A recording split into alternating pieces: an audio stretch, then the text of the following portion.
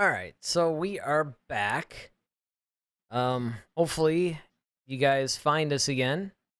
We just had to start another stream and try to get back on. I have no idea what happened. It was some sort of a weird, all of a sudden, we're talking or whatever, and the power just goes out. Hopefully it doesn't happen again. If it does, then what we'll have to do is try to maybe pick it up again at some other point or whatever, but hopefully we're okay now. So, yeah, I mean, getting back to all this stuff, I think that with The Last Jedi in particular, right, with Luke and his disillusionment with the Jedi, it just doesn't, there just didn't seem to be something that quite landed right with it. And even though I understand that, it's a, I don't know, I guess it just didn't seem to fit the character. And this is what I think is cool about this scene here, is when Chewbacca actually starts talking a little bit of sense into him, when he basically just blows the doors off. I thought that was fantastic. That was a typical Chewbacca way of doing things that I thought was just incredible. Yeah, I mean, I don't know if Chewie was just happy to see him or he was kind of irritated with him. Like, it hey, kind man, of seemed like he was irritated because he just wasn't being the way that he usually is, And I mean, I just think that maybe that freaked him out a little bit. Or whatever. Plus, he's kind of like, Chewie's here, but there's no Han. Mm-hmm. Well, I think that that's a big thing too. And since we're actually on the subject of that, I find it interesting that they didn't really deal with Han's death. That was one of the speculations that we had through this whole movie, was the fact that, I remember we were talking about, there's going to be this funeral scene, and, it just didn't happen like that. I mean, it was crazy. And then maybe that's why Chewie was so upset, because he's like, look, dude, that could Han's be gone, like, you're acting weird, like, yep, dude, we don't have time for this crap. No, nobody seems to care. Now, when it came to this scene, this was something that I thought was nice. Now we finally get to see Snoke the way Snoke really was meant to be. Right. And this was incredible, I thought. Just this whole throne room. Yeah. Yeah. His throne room. Well, the fact that whole, I thought that was just like, a regular, like wall, but that's just kind of like almost like a tent that's on the window that you can look out of. I was just like, all right, I think it's pretty sweet. I mean, it's ominous, but it's not as ominous as Palpatine. Palpatine's room still seems a little bit more ominous than this one. Well, that's because Snoke is more like the Hugh Hefner of the Star Wars villains. He basically has like a. He's got style, bathrobe. He's got his gold bathrobe, and I mean, he just had kind of out back. Yeah, exactly. He had a whole style going, and instead of the royal guards, he had his Praetorian guards. I mean, he was definitely influenced by Palpatine's thing, and of course, now that you know that Palpatine is the one behind it, it makes sense. Oh yeah, okay, that's why. I still want to know why they decided to change the name to the First Order, though. They didn't really go into that much. And then, of course, when Palpatine came back, it was the Final Order. I don't know. We'll probably find out at some point. And then again, Snoke now is admonishing Kylo, right? First, he starts throwing Hux everywhere, and then he's going up to Kylo going, I thought you were going to be the next Darth Vader, but, You're just some scared little boy in a mask. Yeah. I mean, he was so demeaning to Kylo. So demeaning. I mean, I just thought, like, geez, dude, it's kind of harsh. But when he sent that lightning through the floor, oh, man, that was sweet. That was cool. And again, there was a lot of really cool elements to this thing. And overall, I just like, you probably get the sense. I mean, we're not And I remember we were both kind of in agreement because I remember when this movie came out and we left the theater and neither one of us said anything for, you know, probably a Like mile a or mile and a two. half, a mile Yeah. or two. Yeah. Yeah. And that was because we really didn't know what to make of it. It just was not what we expected. It was kind of weird. It didn't feel 100% like Star Wars really, but it was good though. And that's the thing is that Hmm. there was a lot of good elements to this movie. Was it perfect? No, of course not. I mean, No, there was no. a lot of times that they just totally dropped the ball. It just some things that didn't work. But I mean, overall, if you really, we enjoyed the film, we liked it, thought it was pretty good, not perfect. So, The Force Awakens, I think, is more what people expected. The Rise of Skywalker had just a gazillion issues, but this one, even though it didn't go in a direction that people thought it would, it was better. And this is one of the examples of it being better. Like you said, when he shot the lightning through the floor, it's just like, dude, he's this is Who is this guy? crazy. Yeah, who is this guy?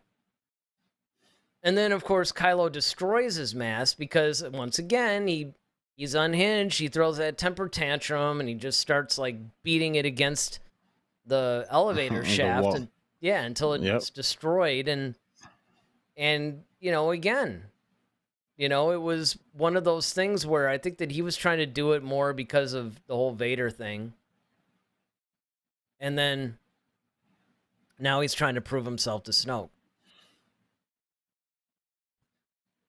Uh-oh. Yeah, I mean that whole thing of him smashing I mean the helmet, because it's like, okay, is he going to build a new one? And I mean, he eventually does piece it back together. But I mean, I thought he was going to kind of create something even more like Vader or something like that. Mm-hmm. Um, but yeah, it was just once again, you just kind of didn't know what was going on with Kylo as far as mentally. You knew he was trying to. We saw it in the Force Awakens how he kept talking to Vader's mask, and want to finish what you started, and so then now he's being admonished for trying to not being able to live up to Vader. I was like, dude, you have all the potential, but yet you still suck, and it's just Yeah. That was it. that was heavy. Yeah. And then, of course, we get to the point where, Ray keeps trying to come up and bother Luke, and Luke's just like, look, I'm not going to train you, go away. And this is the exact opposite of what happened. And I keep thought, and I'll tell you what I was thinking about when I was watching this again. I was thinking about the idea that when Luke, he really wanted to learn the ways of the Jedi and be a Jedi like his father, and he had all these hopes and dreams about it. And then he gets to Hmm. Yoda. And Yoda's like, nah, you're too old. I'm not going to train you or whatever. Now, of course, Obi-Wan stepped in, but Luke was just so deflated at that point because he had traveled all this way and he really wanted to know and all this stuff. It's funny how now Luke is actually doing the same thing that Yoda did for different reasons, but, you know? Yeah, I mean, and that's kind of like how we are as human beings. Like we as we grow up, like, man, I'll never be like my father or my mom or Right? whatever. And then when you get older, you start to understand, like, okay, I get it now. It's so in this instance, granted, for like you said, for different reasons, but you do sometimes end up becoming like your parents. Mm-hmm. Yeah. And I just thought that was a really funny juxtaposition, where Luke was once in her position and now he's the one. And yet he's not really remembering all that wide eyed, whatever. But then again, you can understand it more in Luke's case because Luke failed. Then again, so Yeah, did Yoda technically too, Obi-Wan. and Obi-Wan. So, and then of course that's something that we learn later on. And then Octo, I really like this planet. I thought that this was a cool little uh I guess it had a very Shogun movie type vibe to it. Yeah, it kind of had that whole um martial arts Asian kind of Tibet vibe Mm-hmm. kind of going on with it.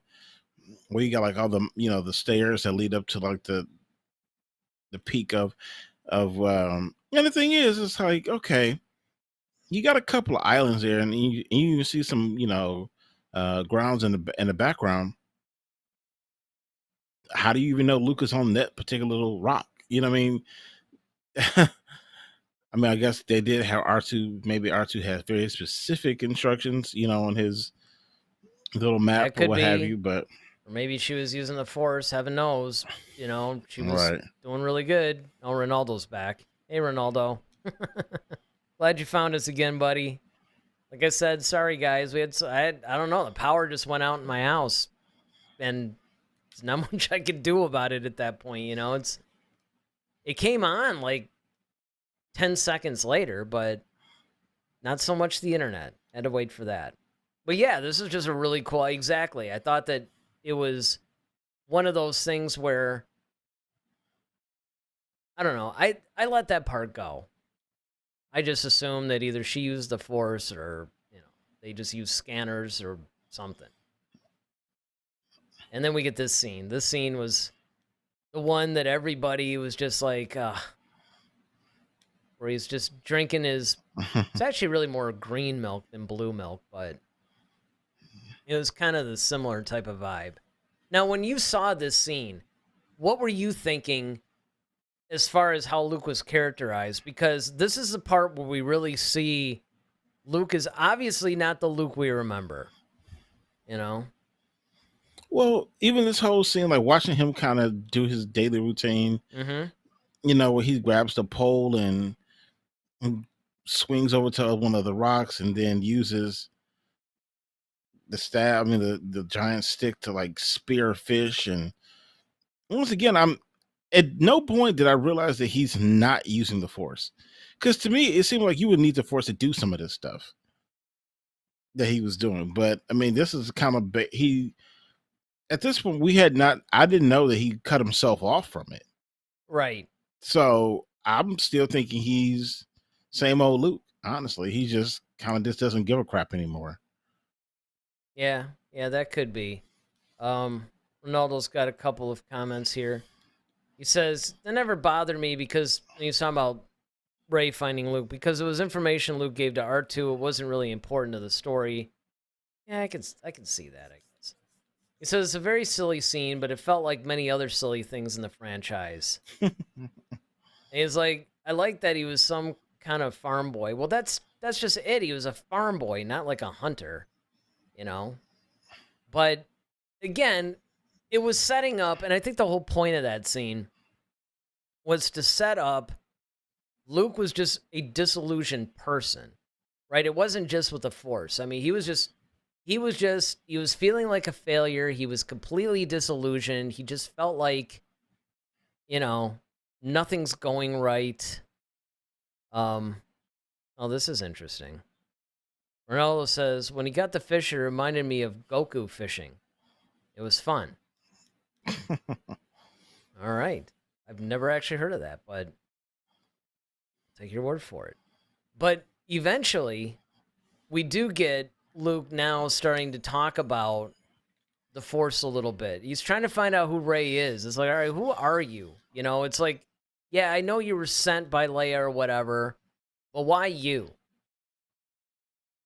And I thought that that was a really poignant question to ask. Yeah, and once again, you never still. The cool thing about the Last Jedi is that you're still kept in the dark about so much, Oh, yeah. because you still at this point still don't know that Luke has cut himself off from the Force. So at this point, I'm still thinking it's like some sort of Jedi test. That now that he's a Mm-hmm. mature, seasoned Jedi, he's come up with his own, um, almost like Yoda isms, like, "Oh, how feel you, cold sir?" Like maybe okay, well, who sent you? Leia, like, okay, no, who are you? I'm Ray. No, who are you really though? Like,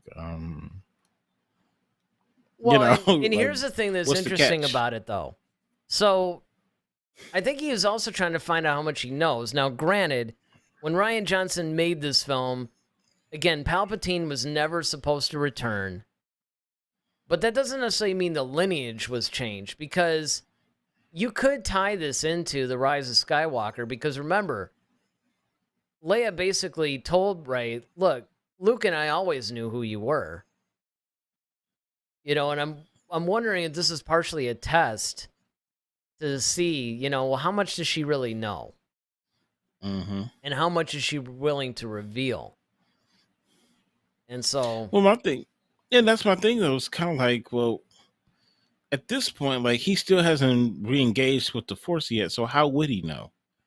I don't know. Well, there's a lot of loopholes in these things.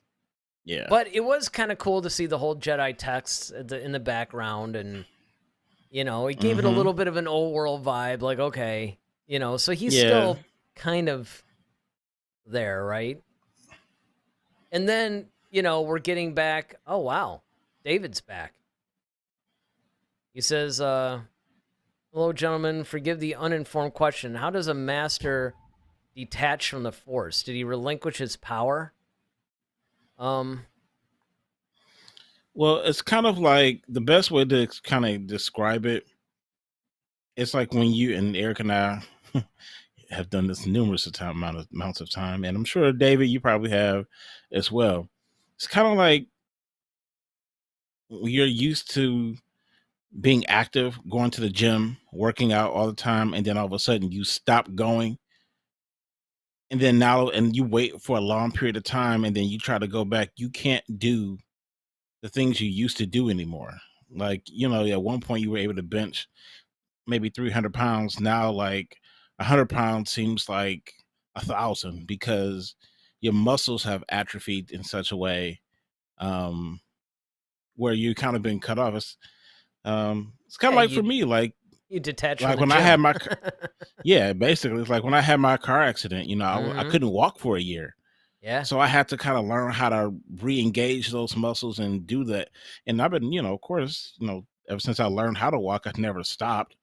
But and it's amazing just in a year's time, if you don't use it, how much your body just kind of succumbs to that. So that's essentially what happened to Luke with the Force. He just stopped using it and Well, kind of I could just see that though, but I mean, I get but the question does run a little bit deeper, because this is one of the weird, convenient, um, oh, what's the word? Oh my goodness. So you have detached from words. It's like a contradiction.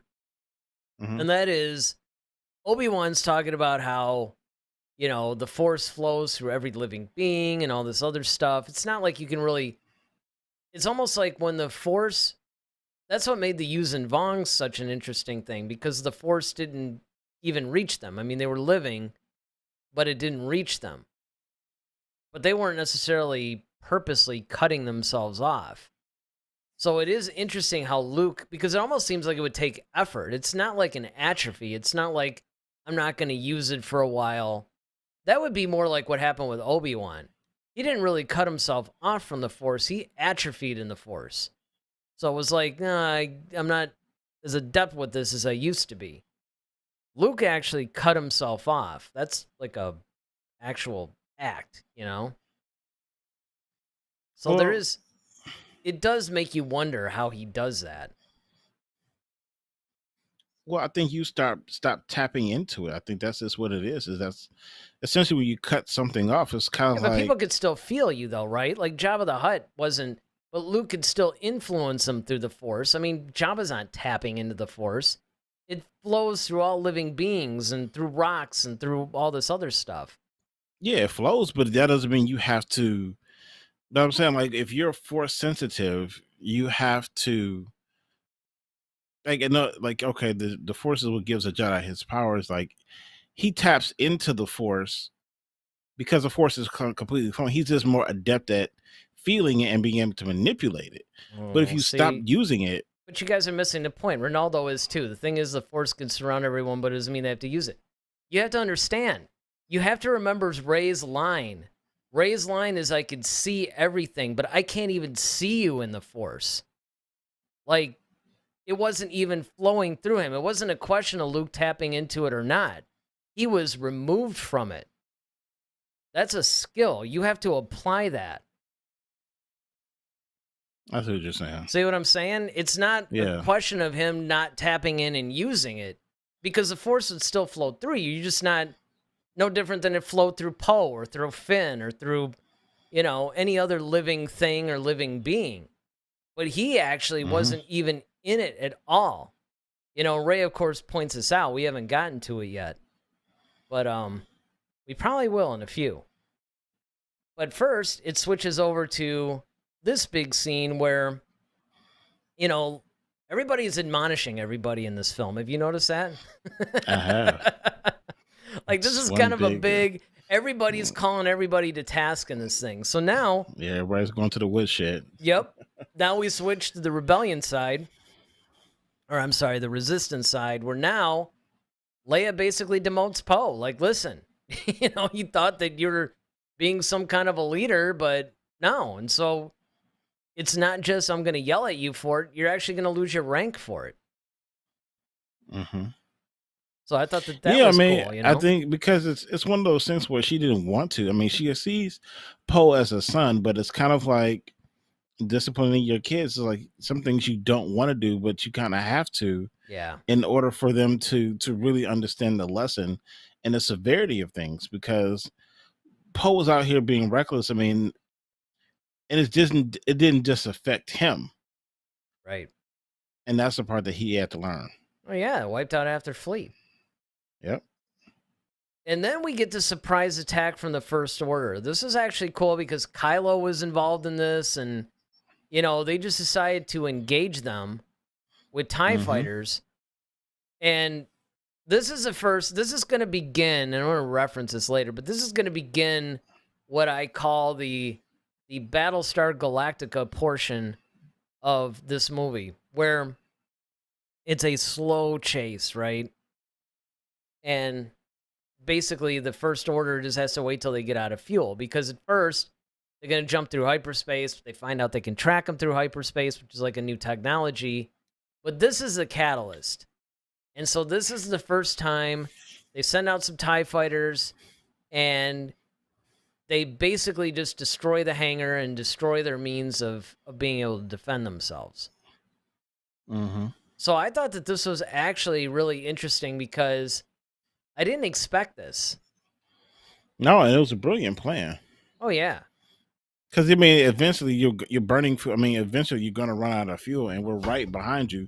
We just have to and we're constantly just bombarding you. Eventually your shields are going to fail, or you're going to run out of fuel.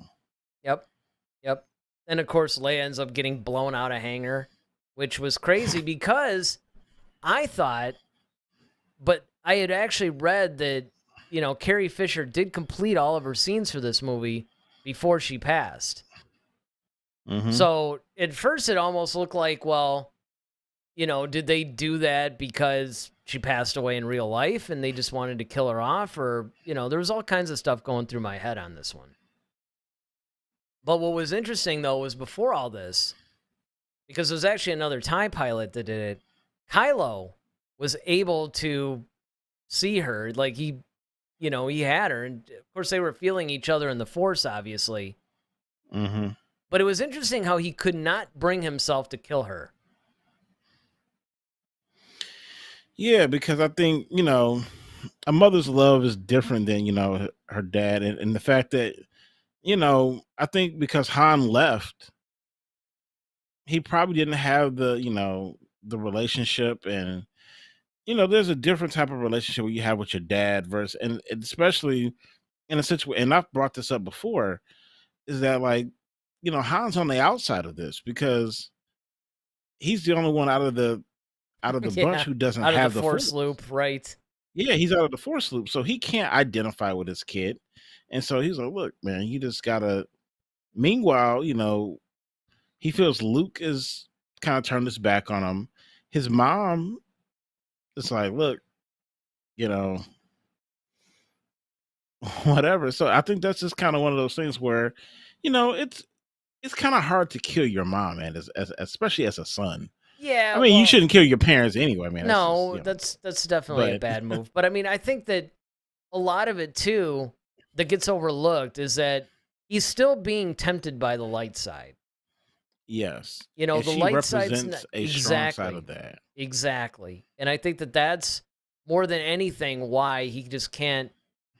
Because I mean, it took him a little bit to kill his dad, but like you said, you know, he had some issues with his dad, but Leia, he didn't. And so I think that it's just really hard for him to actually do it. But of course, in the very next scene, after he's like, I can't bring myself to do it, some other pilot comes through and just, And does the does it job. for him. So, so much for that, right? And we get the whole, what I call the Leia Poppins scene, right? This is the Mary Poppins where, on one hand, I have to say, it was cool. I got goosebumps to see Mm-hmm. Leia actually using the Force for the first time in a film. You Mm-hmm. know, it's been depicted a million times in novels, but this is the first time that we actually get to see the Carrie Fisher Leia actually using the Force. And it really made me wish that she could have hung around Done for more, episode yeah. 9. Yeah. Because the plans that they had for her and everything, I thought would have been just spectacular.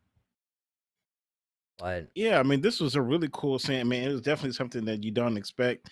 I mean, you kind of expect it because of who she is. Like she's basically the granddaughter of the Force. mhm. So you can understand like, okay, she's super powerful, but at the same time, and I get it, it's science fantasy, it's not science fiction, but there's just too much wrong with this. There's a lot wrong with this. I mean, I I can mean, even hang with because the force bubble thing that I everybody mean the was trying fact to that it's say, but like okay, you mean to tell me this woman can um not freeze to death? There's no oxygen in space. well, there's two theories behind this though. In universe ones that are plausible with what we know about the force. One is they can hold their breath for a really long time.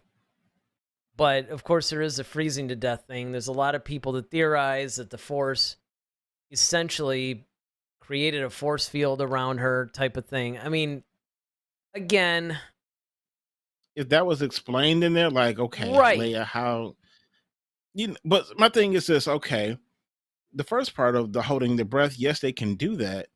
However, if that were the case in Phantom Menace, why did Obi-Wan and and Qui-Gon need those rebreathers to get to Gungan City? Yeah. Two, Well, she consistency. did, and it's not like she knew that she was about to get blown out of the thing.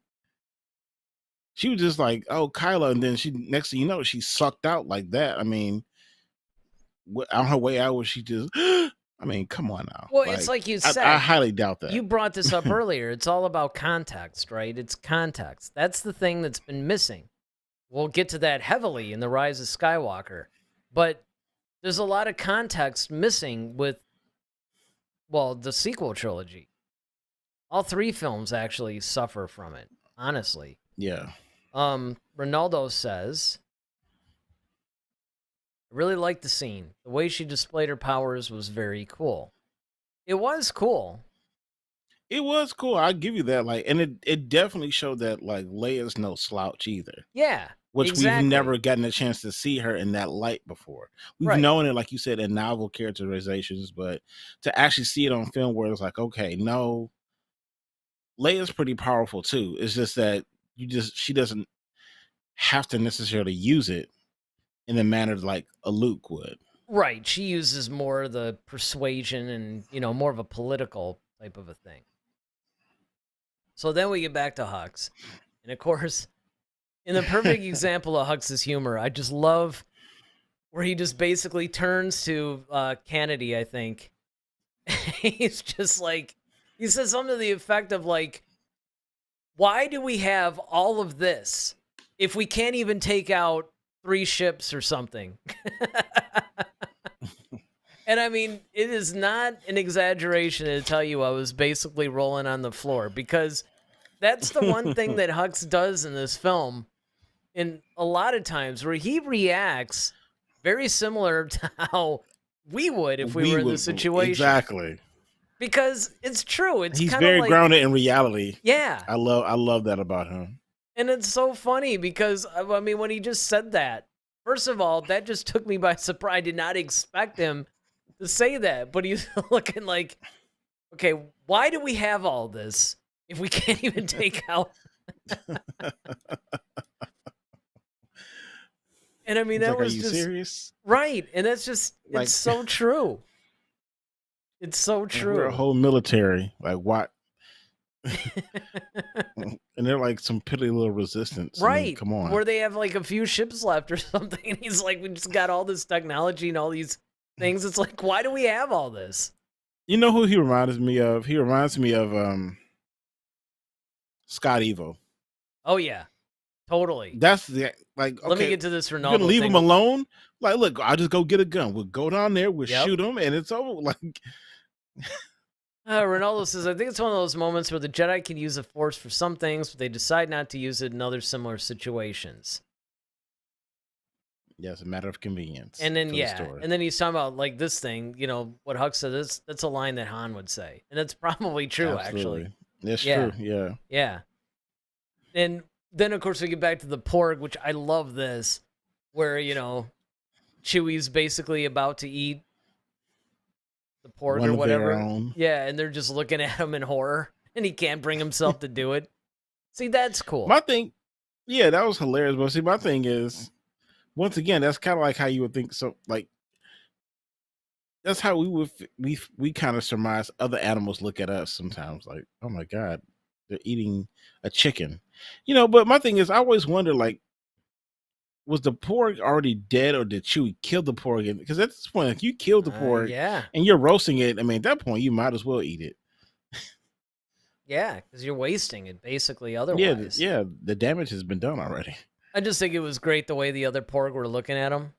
Ronaldo said that pork looks delicious. It does. It looks like a Cornish hen. It does. Actually, that's probably It really what it does. actually is. Mhm. I mean, you know, it's not like they're like, hey, could you guys go get a pork or whatever so we can use it on film? This was a good scene, too. The whole Luke reuniting with R2-D2, and especially when, he you know, plays he's that just like, message I back. can't do it. Yeah, and he plays the episode 4, you know, help me, Obi-Wan, you're my only hope. And Luke goes, that was a cheap shot. That's a cheap move. Yeah, that's a cheap move, dude. Like, I mean, that was great. But it was also nice to see Luke on the Falcon again, too. yeah, You know, so again, I mean, they had enough. They had, what I did like about this film, too, is that they didn't overdo nostalgia. They didn't beat you over the head with it. and it was fan service that fit. Right. Yeah, because this is something that would happen. Because you bring up a good point, right? I mean, you wouldn't want to you don't want to have fan service in for the sake of having it. You don't want to shoehorn it in just to go, oh, look, we're, you know, one of those types of deals. But at the same time, you don't want to avoid something that would actually happen.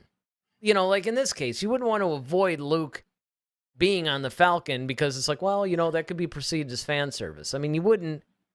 So it's like that give and take a little bit, you know? Well, the fact that R2 used the old recording is like kind of trying to make Luke remember, like, dude, remember why you started this. Yeah, right. And It's again, like, I'm trying to re-engage you again. And it's like, and Ronaldo basically said, you know, it made sense within the content of the scene. And of course, context. David, yeah, he meant context. He was saying chow time, David. Yeah. Well, you know, maybe Like a pork sandwich. pork sandwich. But what Instead was of a po' interesting? boy, it's a pork boy. Oh. But I also like the way that they keep going back and forth and telling all the different stories. This is another thing I thought they did well. Because again, yes, we're going to dump on this movie a little bit because of some of the problems. Just wait till we get to the Canto Bite scene, for instance, Oh, which we legendarily hate. But yes. that said, I mean, we're fair. Look, if we're going to point out stuff that they do right. Now, how did you feel about Vice Admiral Hodo? I mean, I guess I wish we would have established her earlier as an integral part of the administration, if you will, with Leia. Because at first we kind of just see Leia at the helm, and then it's kind of like Leia and Poe, and they're like the leaders of the resistance. So where the heck did Hodo come from? Well, Hodo Like, was supposedly, and this is where you have to. Oh, and I just noticed I'm looking at this graphic. There should be an L in there, but she basically was friends with Leia when they were teenagers. Remember that book that Claudia Gray wrote, Princess? Bloodline? No. This was actually about Princess Leia's teenage years. Well, yeah, I'm just talking about in this movie, though. Like, I know, what I'm saying is, like, but that's my point, though. It's a point that you and I have criticized heavily throughout the entire trilogy. And that's the fact that they never give context for this stuff.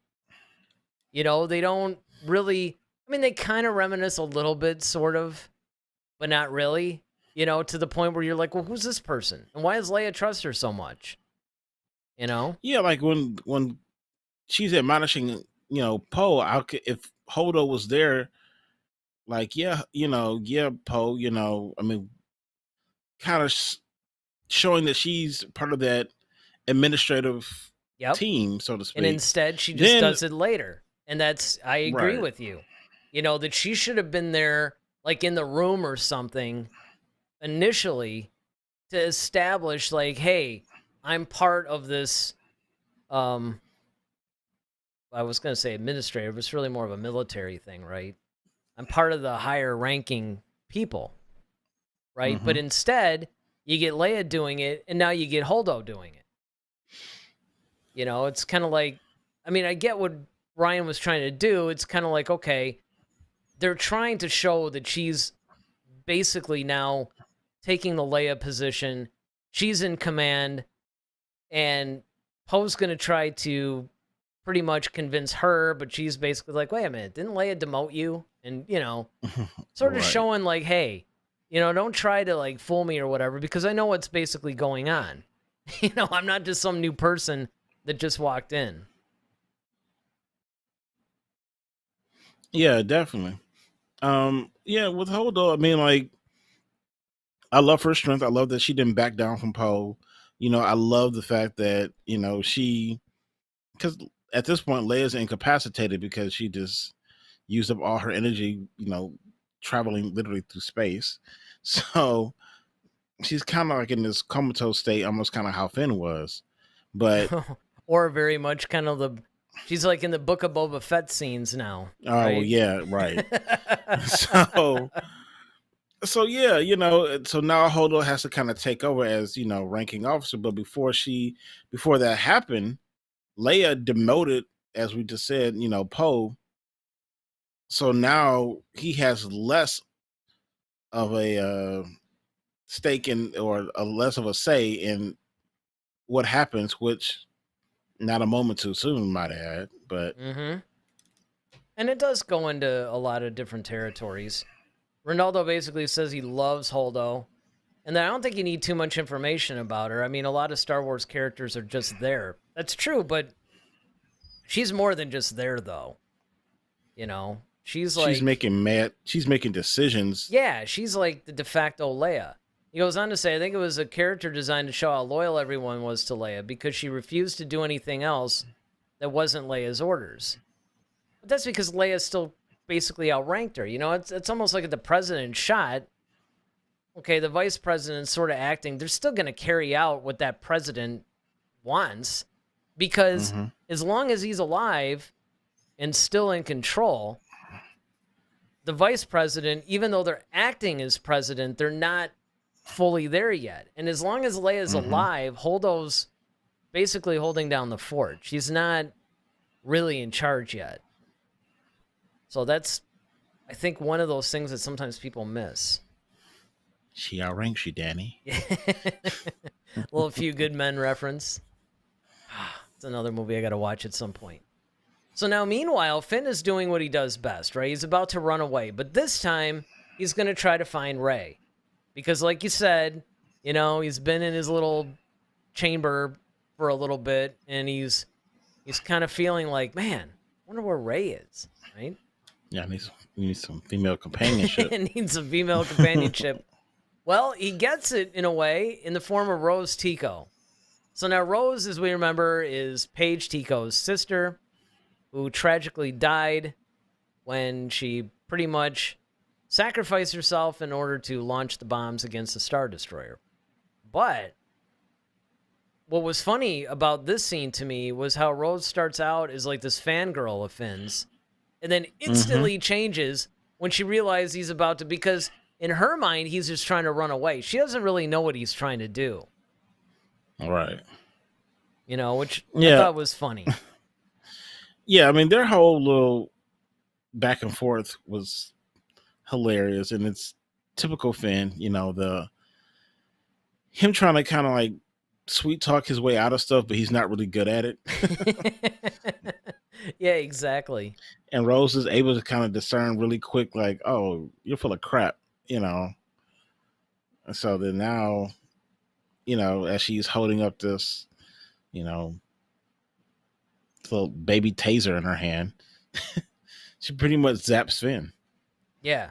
Because she's like, like my sister didn't die just for you guys to, for right. you to, and you could see that motivation. And then of course after he zaps her and everything, he could barely move and all this stuff. I mean, it was just a really well done scene, I thought.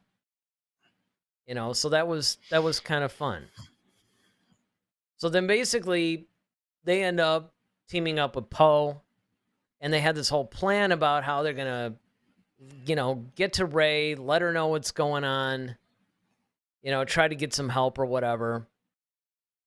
And then I thought that part was kind of nice too, because again, it's doing what Star Wars does best. It's bringing some of the groups of characters together to act as a team. For some reason, I always think Star Wars is better when it's dealing with multiple characters at one time, forming, a team or a partnership or something, versus like the lone character.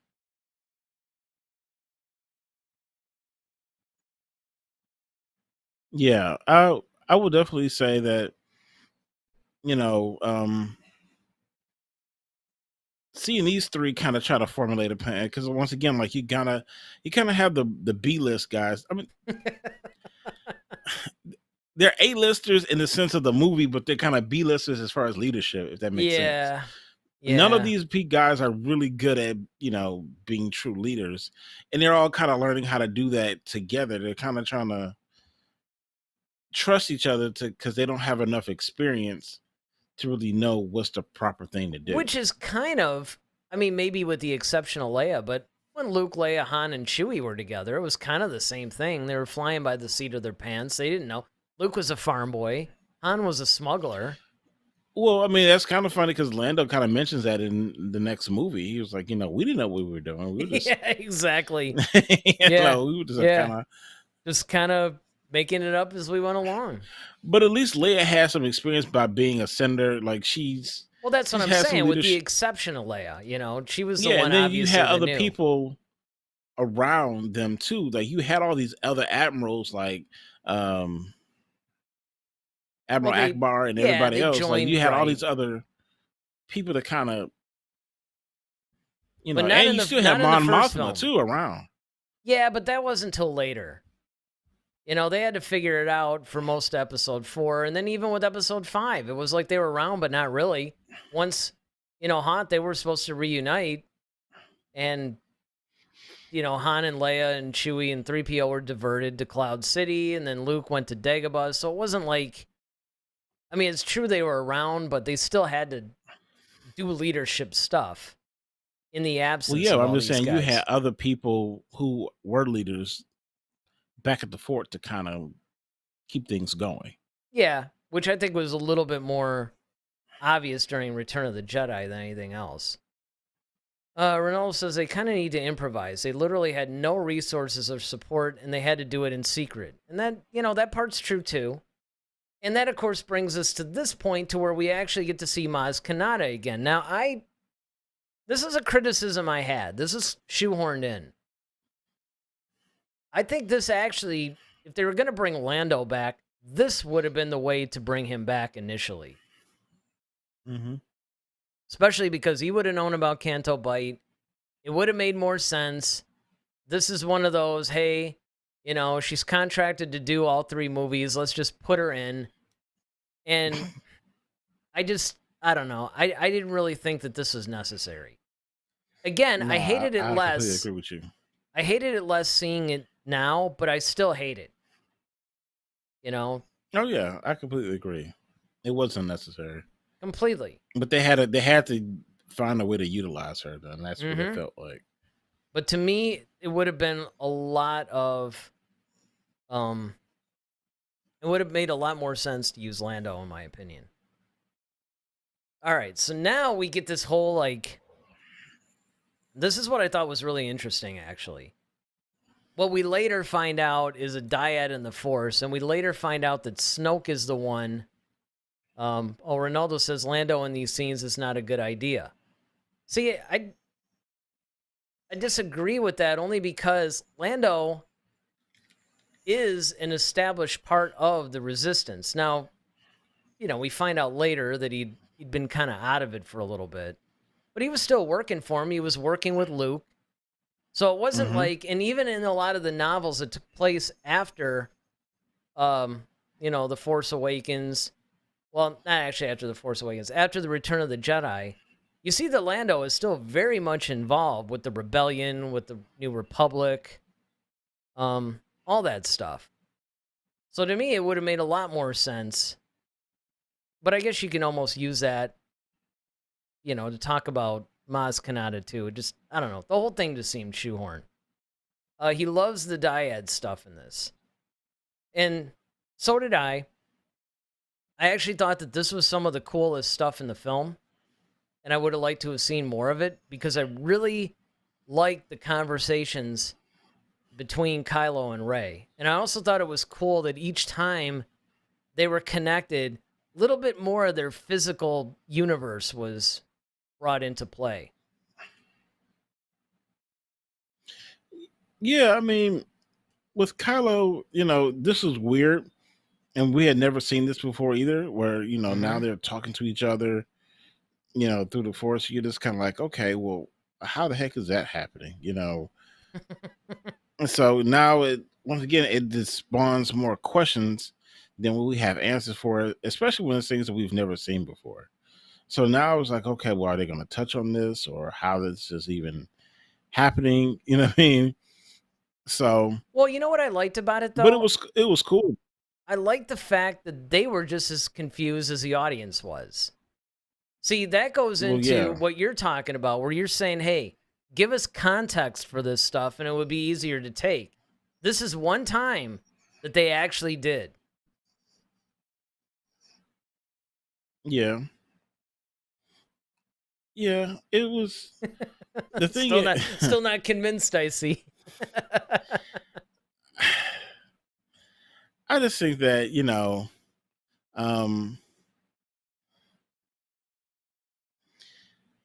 I think if things were a little bit more explained, or even in this film, like, okay, if Rey would have come to Luke and like, hey, Luke, I'm able to talk to Kyle, like, you know what I'm saying? Like, she never brings this stuff up. Like, you would think that would be very, disconcerting or kind of a pointed thing you want to bring up to a Jedi master, somebody who you want to teach you, like, hey, the bad guy is able to see my thoughts and see where I'm at. Like, you think you might want to tell him that kind of stuff. Would you just kind of just holding the line with him and just like, who knows what you're doing. But that's why eventually later we'll see it, Kylo's coming out the bath. Yeah. I mean, yeah, exactly. She's like kind of tuning in. Okay, usually he takes a shower right about, I mean, But I mean, Luke is acting almost as unhinged as Kylo is at that point, right? And I mean, what's funny is as this movie progresses, Kylo actually seems to be the more rational one, and Luke is the one that seems like off, which is another thing I actually thought was interesting. But yeah, I mean, it's true. It's like with this stuff, but I don't know. Some ways, Rey is still feeling since The Force Awakens when she thinks she felt some good in him. It's almost like the Luke Vader thing. You know, she keeps, instead of selling him out, and I think she's trying to figure out, you know, piece together what happened. And I don't think she feels that either one of them are really going to tell her the whole truth. So she's trying to, I don't know, maybe get it out of them separately. It was weird. And this is another example. It's kind of like what you and I talk about all the time on this show. Being that it's science fantasy or sci-fi fantasy, if you start to dissect it too much or get too involved into the minutia of things, you're going to do yourself a disservice. All right, and then we get to one of the things that I thought was really funny, right? When Luke starts to train Rey. Especially when he's, putting that little plant, like, do you feel it? Do you feel it?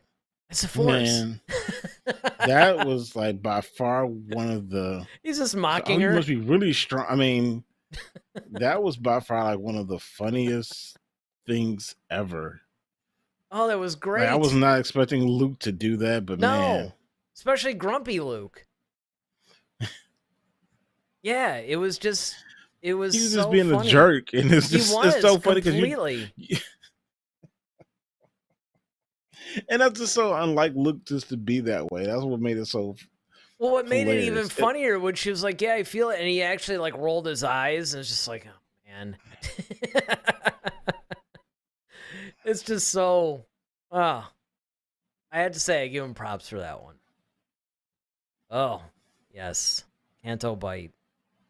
So the actual casino, the planet, all that. I mean, I thought it was good. Like the setting, I enjoyed. It was just this whole scene. I think that the whole thing about Canto Bite was just. I felt like this was kind of a unnecessary. A lot of this we didn't need. Oh, you could have cut this whole thing out, and the movie would not have suffered one bit. I mean, I think you still needed a way. It's okay if you want to find the code breaker or whatever. Okay, but like we didn't need to kind of find out like, okay, well, now we got to ride these weird animals through this, through the city. We didn't need to like, oh, look around, they're enslaving all these animals. And that's what, that's what this whole thing is about, right? And that's exactly, I think, part of what bothered me, right? I mean, it's just like out of nowhere, we get this whole social justice warrior lecture, in the middle of the Star Wars film. And it's like, what? The only rationale that, and I know where they were trying to go with this, but I think they could have done it another way, was they're trying to build a bond between Rose and Finn, and she's trying to show him, look, you're constantly running from everything, but look what's happening around. Like we need to fight against this. And she's trying to inspire him to like, look, stop running, stop being a coward and do something about this like the rest of us, because otherwise this could be you. And that's essentially what she was trying to say. Yeah, and going along with that thought, it was, because he's looking around going, yeah, man, this place is pretty cool or whatever. And she's like, no, really look at it. Really look at what's going on. Pay attention to the details. It's not everything that you think it is. And I think that was another thing that, again, it's like you said, I mean, Ronaldo says, I freaking hate this planet. He's like, this is one of those sections in Star Wars where they took an Earth-like stuff and used it in a very bad way. And it's basically what we're saying. And it's... Well, it was just like stupid stuff like, okay, the little dude running around like drunk and he's belching in, which you was know, the little voiced by droid's Mark Hamill. face. Wow. Yeah, And then trying to put the quarter into the, it's just into like, okay, BB-8. man. Yeah, it's like, okay. Like, it got goofy. And that's the part that bothered me. It just got to a point where it was goofy. Now, if you want to have that little scene with, like, okay, I could see them having a little scene with Rose and Finn, and he's like, man, isn't this place awesome? And she's like, no, look deeper, you know. Mm-hmm. And then, you know, you're using it as a device to not only inspire him, but also to, like, she's showing him a, you know, a new way of looking at things that builds more of a romantic kind of vibe. Okay, I get that. All right, fine. But then let's immediately get to finding this code breaker. We didn't need all the little goofy, you know, Cartoon Network type stuff that was taking place. Well, and going to that, I mean, Ronaldo puts it perfectly. It's a silly sequence. It's clearly made to entertain Yeah, kids, and that's basically what it was. absolutely. Now, again, like I said, I like the way that they keep going back and forth and letting us know, um, you know, all the really cool things that are happening in each one of the storylines. For the most part, I think they handled that right. And now we bounce back to Rey. And now we're seeing Rey actually training with a lightsaber. Of course, it ends with her, you know, hacking that rock, and then it falls. And I can't remember the name of those caretakers, which, like every Man, time. the way they looked at her, like, Oh yeah, because every single time she always does something that ruins something of theirs, which I think is great. You know, first yeah, she was like, I don't know, I think she shot Blaster or something and ended up breaking yeah, something of the theirs. wall. And yeah, yeah. Ronaldo says that rock scene was funny. Yeah, I mean, it was great. But it was also nice to actually see Rey now properly training with a lightsaber. You know, that was one of the problems that it was, there was I think a fascination in The Force Awakens where you're seeing people who aren't trained just kind of go at it. And so there was a certain fascinating element to that, but it was really nice to actually go, no, you're going to properly train with this thing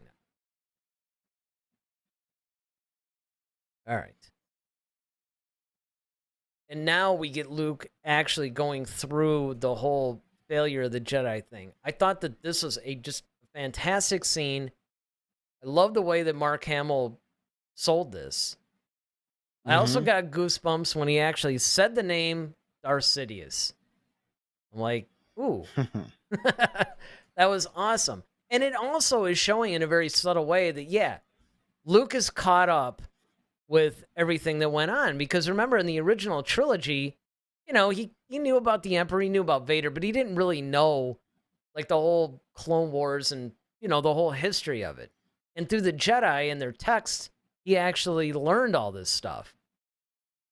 Holocrons, you know, all that stuff. And then, of course, he gets really obsessed with trying to find Sith holocrons, which we see a little bit of in The Rise of Skywalker. Again, would have liked to have seen more.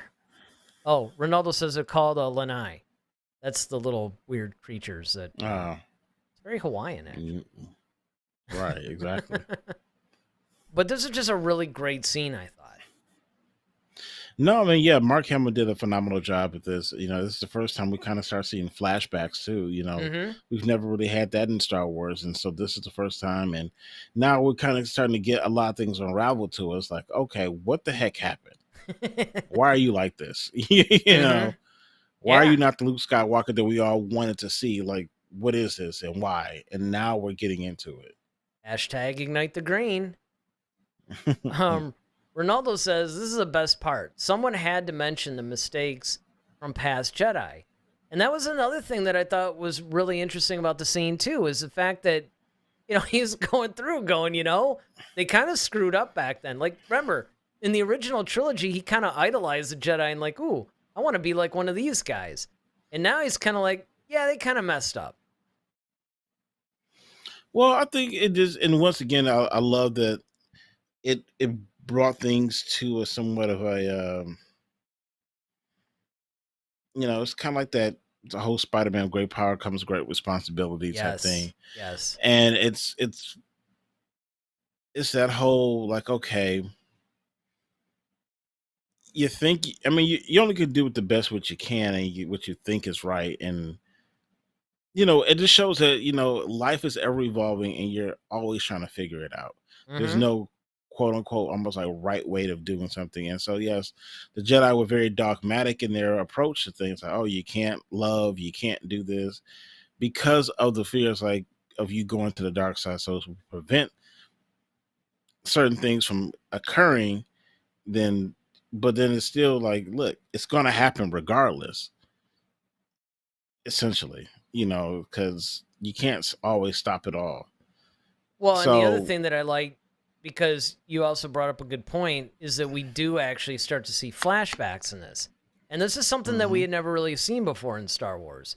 This is actually breaking a cardinal rule. Like, people are like, you cannot have flashbacks in Star Wars because that's basically what Lucas had said. And this is one of those things where, I mean, I get what Lucas is going for in that sense, but I also understand that in a lot of cases, especially dealing with this particular time in Star Wars history, and we don't have a bunch of movies or TV shows yet representing the 30 years in between, kind of need some Mhm. flashbacks. Yeah. You know, Ben Solo turns into Kylo Ren. Yeah, we need something. Mhm. We need something. But this is cool because remember, this is part of a scene that we saw, when he put his hand on R2, that we actually saw Yeah, in the back in the trailer. trailer, yeah, for The Force Yep. Awakens. And we're like, and it was actually in that vision. But now we get to see a little bit of an expansion from that vision. And this is where I'm kind of like, okay, this Battlestar Galactica, right? It's just a bunch of slow moving ships sort of chasing each other. It's very cerebral. Again, I like some of the tension from it. So this is one of those things that, for me anyway, I didn't totally hate it. It was something that I'm like, I wish it was a smaller part. And you could make the argument that it is because there's a couple other storylines going on, but I'm just like, okay, when we're seeing a Star Wars movie, this isn't what we want. Now, what's funny is they almost overcorrected in the next film where, I mean, the pacing of that film was just insane. The lightning fast. I mean, you really needed to catch your breath. I'm just like, okay, I need a intermission or something. I mean, fortunately, they did have a few scenes in there, but yeah, this though, it dragged a little bit. Yeah. Oh yes, DJ. Ah. Yeah, it's one of your favorites. Mm. And again, Man, oh man. now I have to say this. You remember all the speculation? Ooh, Benicio del Oh yeah. Toro's in this. Oh, he Yeah, must he's be gonna playing be a Sith Lord or, some he high-ranking must be Imperial. What was he might he? be Snoke, or Yeah, the the code breaker is DJ, a and stuttering he's code this breaker. stuttering Oh, and by the way, like the code breaker was not DJ. The code breaker actually was. You remember the dude that had the little red lapel thing at the mhm. table? He was the code breaker that Maz was talking about. But because they got put in prison, they ended up meeting DJ. DJ is a code breaker, but he's not the code breaker. Got you. And I thought He's that what would you call a slicer, which we find out, we yes. hear about a lot of these, especially if you guys are fans of the game, like the Knights of the Old Republic, and some of the other mediums. You hear people like these are slicers, hackers, basically. Mm-hmm. Because you have like a lot of the people who are in the underbelly, in the city world in the Star Wars universe. You got smugglers, spice runners, basically drug dealers, slicers, hackers. So you got all these people who kind of have these particular skill sets, and so that's who DJ is. But he's like this stuttering slicer, and they run into, and it's it's such a waste of his acting ability. Like Benicio del Toro is a great actor, and to have the way they have him portrayed, it was Yeah. so stupid. Like the stuttering thing was unnecessary. Well, you know what? And You know what's funny about the stuttering thing? That was something that Benicio actually added. He thought that that yeah, was something that would, something cool. yeah. And it was just like, no. Well, Ronaldo has a good point. He says he feels like a Clone Wars character. I can kind of see that. I can see that. I can honestly see that. But then basically what's funny about it though is that he ends up being, like you said, a slicer, something that we do see in novels, some comics. Of course, the Knights of the Old Republic game. And they're like, okay, whatever. And while they're doubting him, he actually gets out. And then, of course, they do this whole like escape thing. Where, again, I don't know. It just seemed, once again, it was a little out of place. Like, okay, now we're going to have like this little Western kind of thing going. And Well, my thing is, we have all this other great stuff going on. You got like Ray trying to train to become a Jedi. You got Poe over here, dealing with everything on the bridge with Holdo, and you have all this other, and now we got like the Land Before Lost over here. It's just like, the heck is this? It's just once again kind of stupid. yeah, I don't know. I just think that it's one of those And things. I can even see if this kind of help further their romance. Like okay, we see Finn's riding behind Rose. Even if he like wrapped his arms around her and they kind of had that little lovey-dovey look into each other, like okay, at least you can see that's advancing that part of it. We didn't even get that. It was just like, okay, well, Nothing.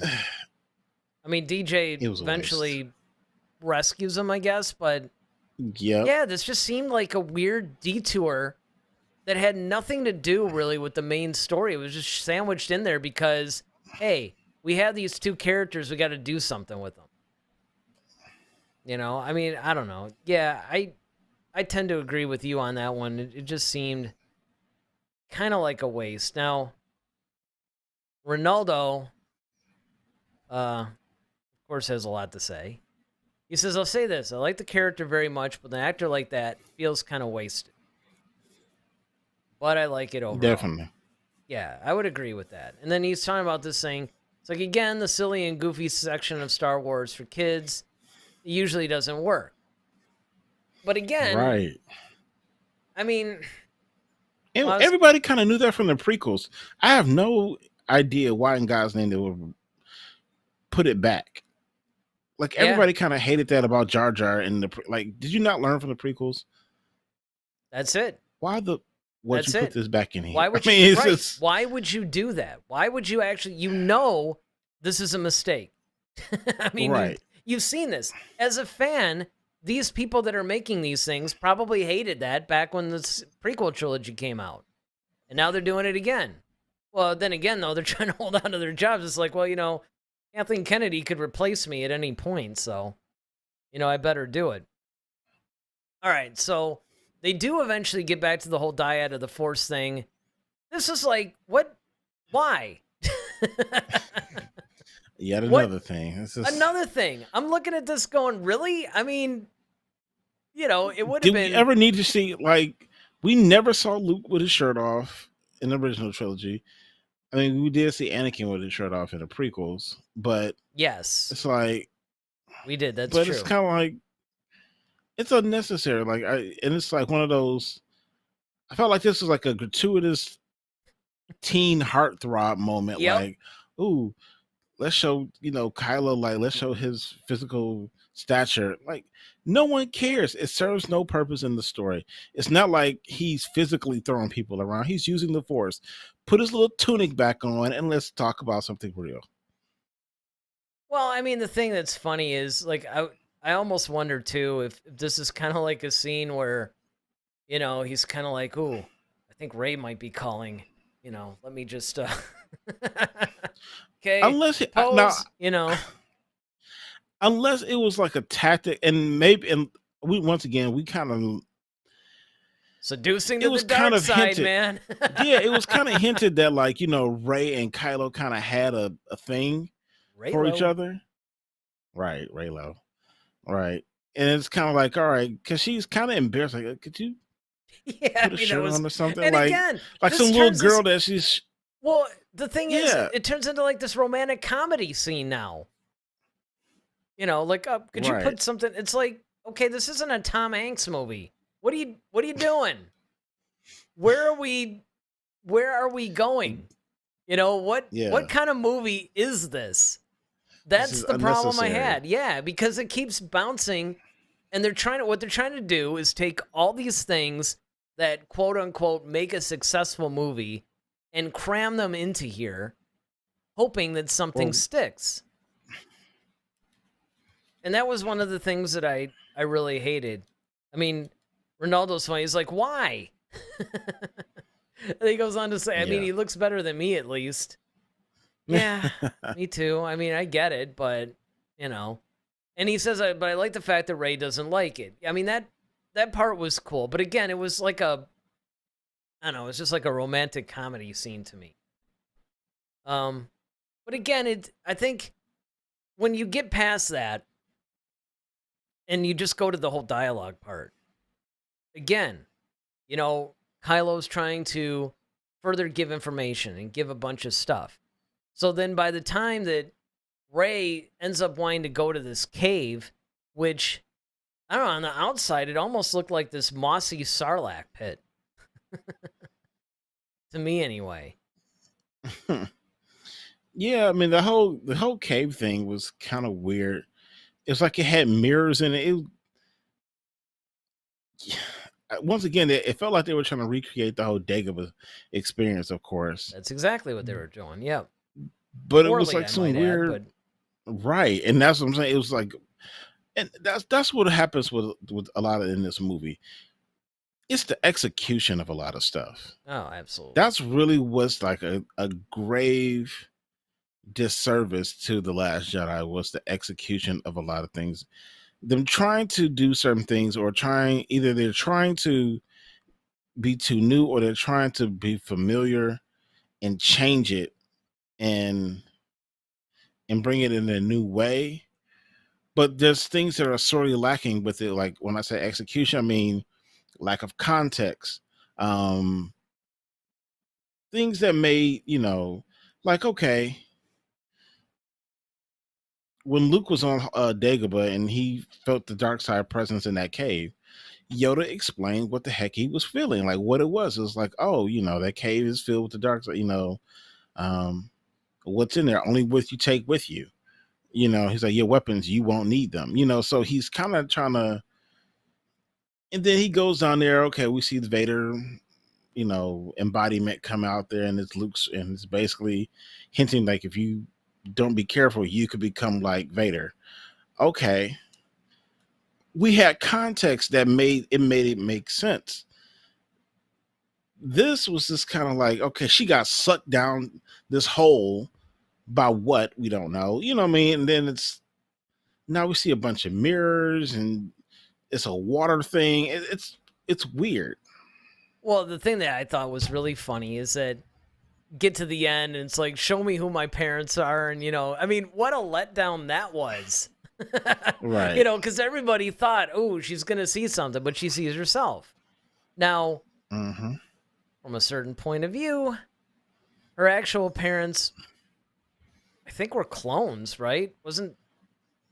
Didn't Palpatine or he did some, yeah. So you could see where they were going, but obviously we didn't know that JJ was going to be the one to do it. Palpatine wasn't even going to be resurrected at that point, so I agree. There was no context. It didn't feel... She just kind of went down there sort of on her own. Luke didn't even know, or at least he didn't appear to know.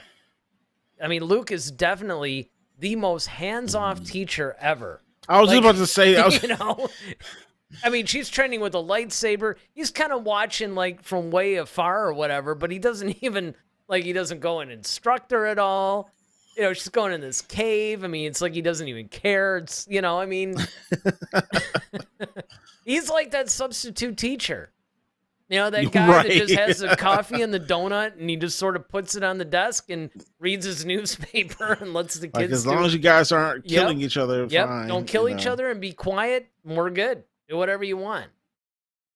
So, I mean, I thought that was actually, that's kind of how Luke is.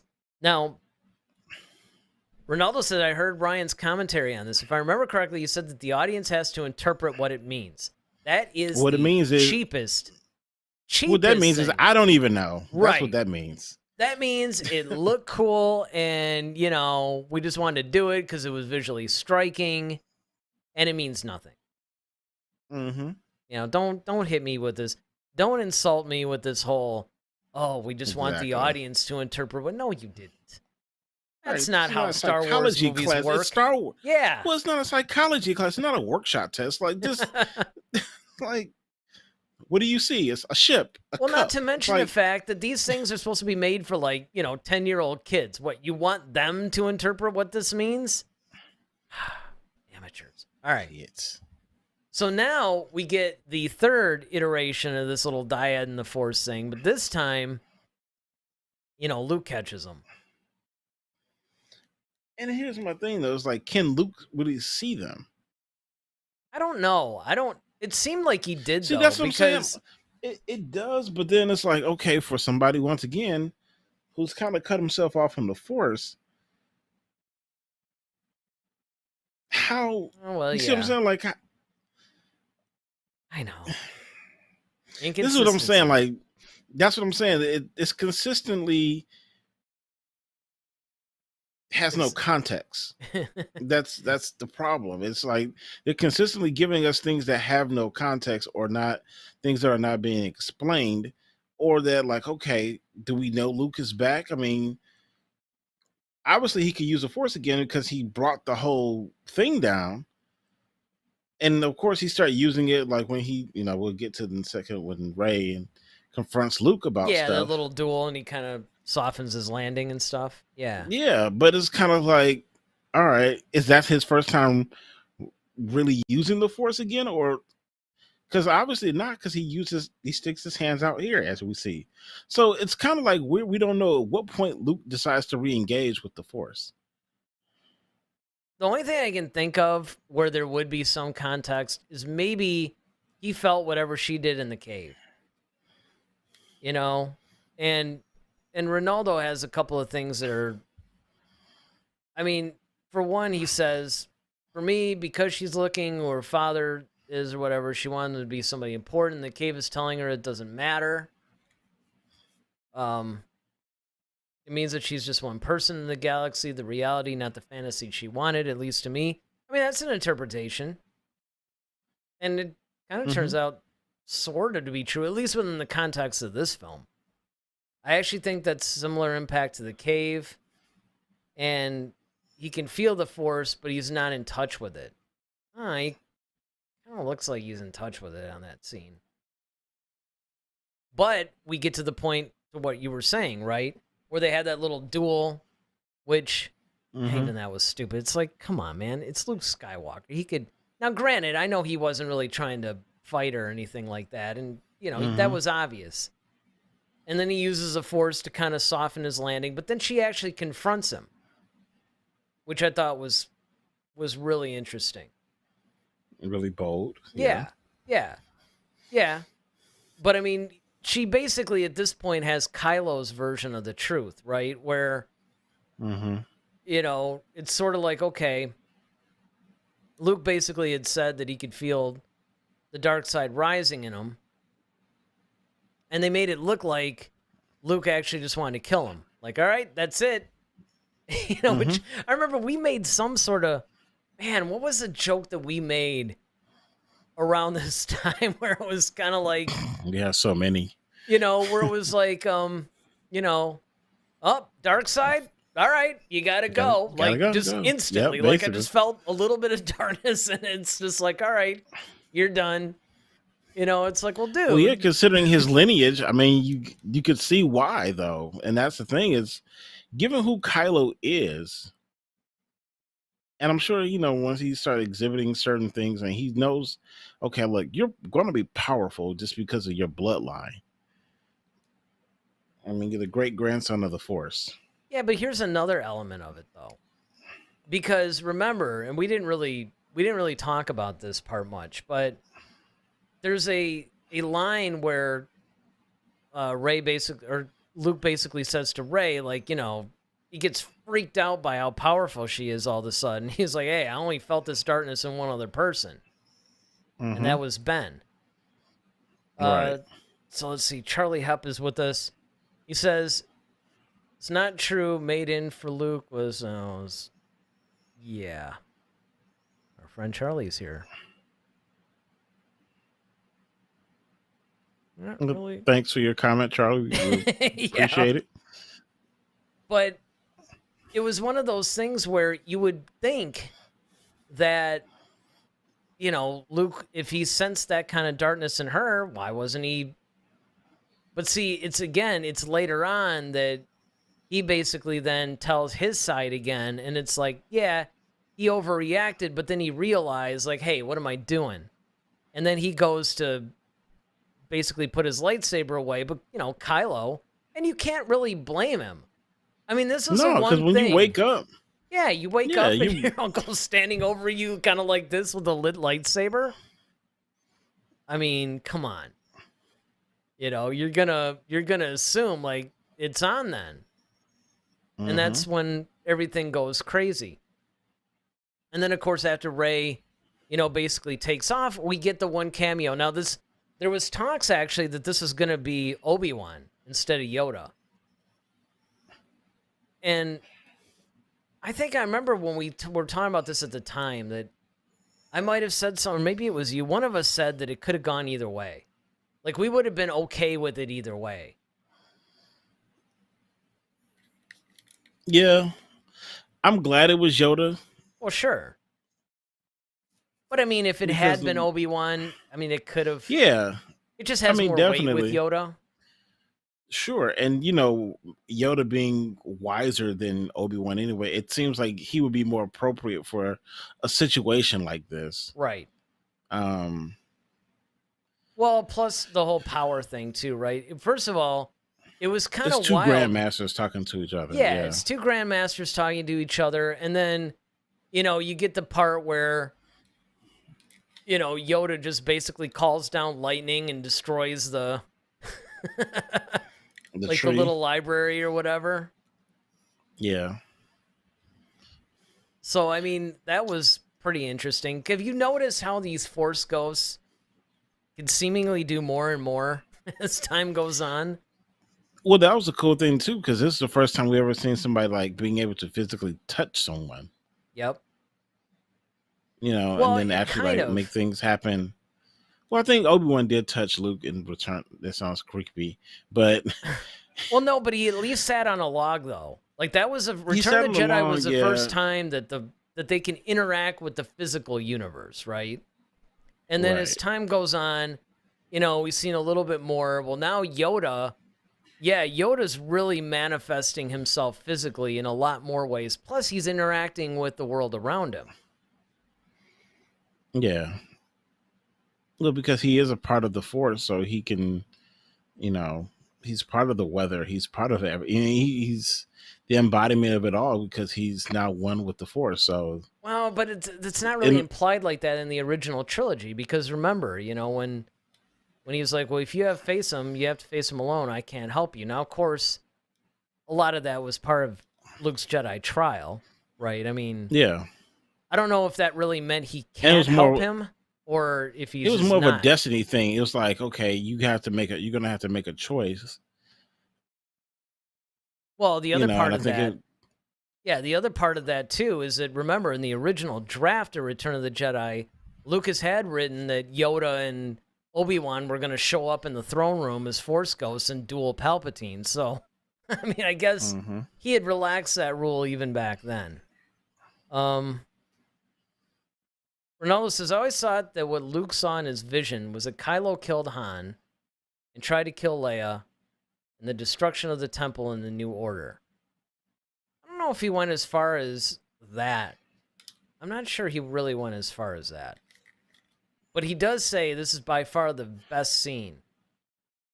And I think it makes sense to be Yoda instead of Obi-Wan because he was Luke's teacher for a longer time. And that True. was definitely true. That's and then yes, I was actually going to get to this where he says the greatest teacher failure is. I love that phrase. And that's one of the things that I really liked was that Luke had lost his way, and yet again, kind of like what you implied, where now Yoda is talking to him as a fellow Grandmaster, but he still has stuff to teach him. You know, it's like, True, okay. because he's probably relatively new to it, and then, but here's the other thing too, and this is what also makes more sense. Luke is disillusioned based upon what the Jedi have been. Mm-hmm. Like he's looking at the Jedi as an organization, as a unit. Yoda was the head of that for the longest time. So it's really on Yoda to kind of like, look, okay, yeah, I failed. You know, like, I mean, I could just there's see some things I got wrong. You know, it's like, yeah, because Yoda's probably hearing all this stuff in there. It's like, all right, man, listen, I get it. like, look, but you weren't there. Like, look, all of us fail. You know, I mean, like, there's some things I could have done better, or did, you know, or I thought I knew. Just same thing, Obi-Wan, and even you. You know, you thought you could train Kylo just as well as I trained you in Obi-Wan, and then Obi-Wan thought he could train Anakin. And that would have been great. Just, hey, it happens.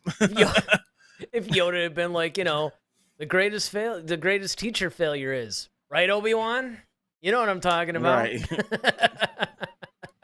Talking to you, buddy. Talking to you, man. Just saying. Well, back in the whatever the capital ship was for the Resistance, I don't even know. Does the thing even have a name?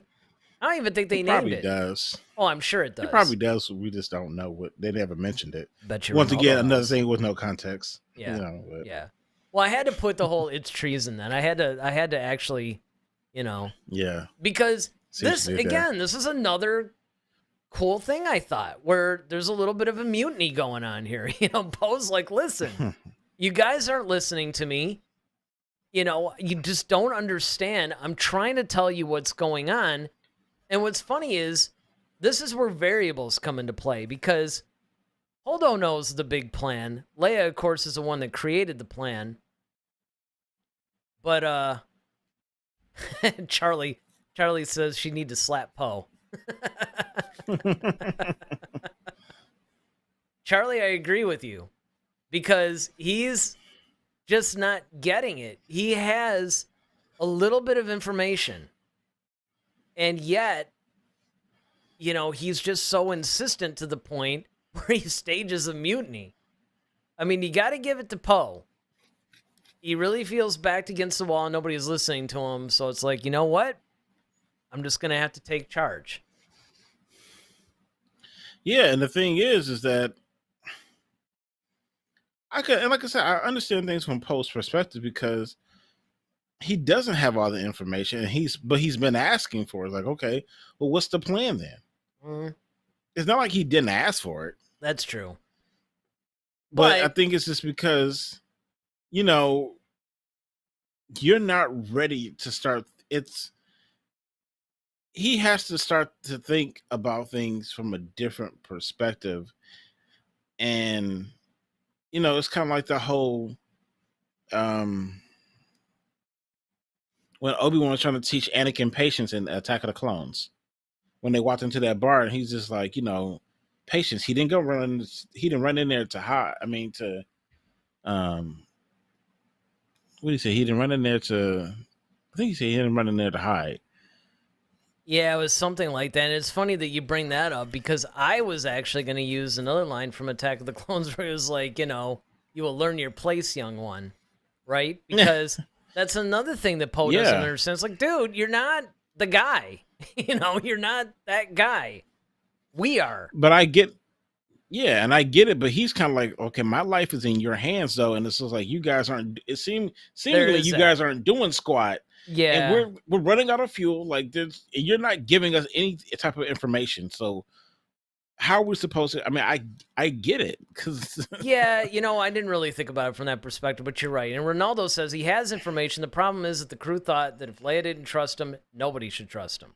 And that's, I mean, he's not wrong there either, right? Because Leia's like, the one, you know? She's the Mm-hmm. guy, basically. Well, of course, Rey ends up turning herself in. And then she finally meets Snoke. Now, this was actually an extremely amazing scene to me. This little... Because once again, you're still seeing Snoke's power here. You're just like, man, this guy's... When she tried to use that lightsaber and he used it and hit her upside the head with it, man, that was the funniest. Oh my God, that was... Oh, man, that's I did right. not see that coming. I mean, neither did she. Neither did she. Yeah. No, that was... No, you're absolutely right, man. That was the best. I mean, and again, he's toying with her and... Yeah, it's teaching her a lesson. Like, all right, you know, you've learned some stuff, but you're way out of your league, sister. Yeah. And you basically did have Snoke being a little bit overconfident himself, as we'll see in a few minutes. So I thought that was cool. Oh, look, wasted characters. Mm-hmm. Yeah, you know, when Captain Phasma sort of shows up in this whole thing, I just thought it was, again, a reminder. And of course, you know, we'll get to this a little later, but she duels Finn eventually. And I thought that was good. But this is just another reminder of how you created these really cool characters. And, you know, you just waste them. I mean, BB-9E was, I thought, a really interesting, like a little evil BB-8. I thought that was nice. And Phasma, of course, just was completely wasted through this whole thing. So much so that they kept putting in the trash compactor. Yeah.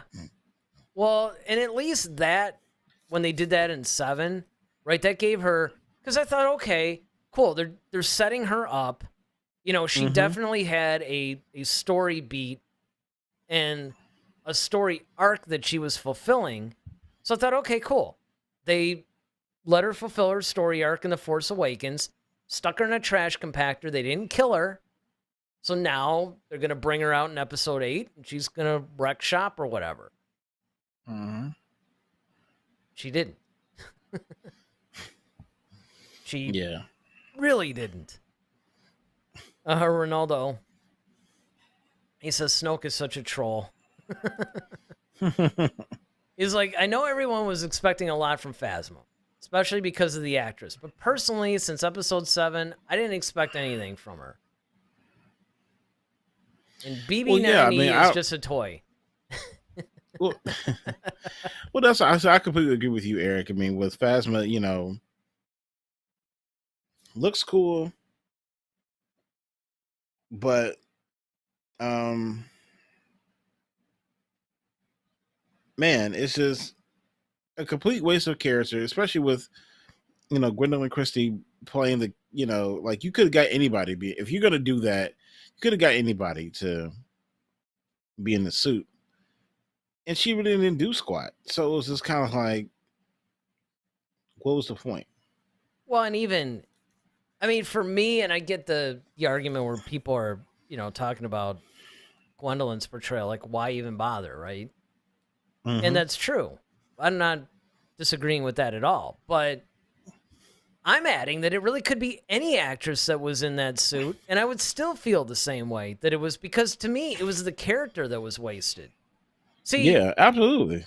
With the whole, but you wasted the character and the actors and as well. That's what I'm saying. Yeah.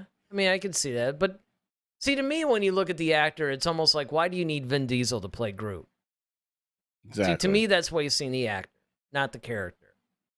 But Groot really didn't do much of squat either. I mean, besides, he limped his arm for Stormbreaker. Well, he was there. I mean, he was doing stuff. But if you want to even keep it in Star Wars, you can even use the Benicio del Toro thing that you brought up earlier. Yep. Right? Like, exactly. You didn't need that actor to play that part. Nope. Now, you could make that argument too, I think, with Phasma, but to me, DJ was not a wasted character. He actually fulfilled what he was supposed to fulfill. Phasma, I think, had a lot more of a story there. They could have done a lot more with her, especially with the way they marketed her. I think that was one of the big problems too. Ronaldo says, in a way, Phasma was treated the same way Boba Fett was in Episode 6. Yeah, I agree. It's actually a really good point. It's a valid point. Very valid point. Wow, it's very, yeah.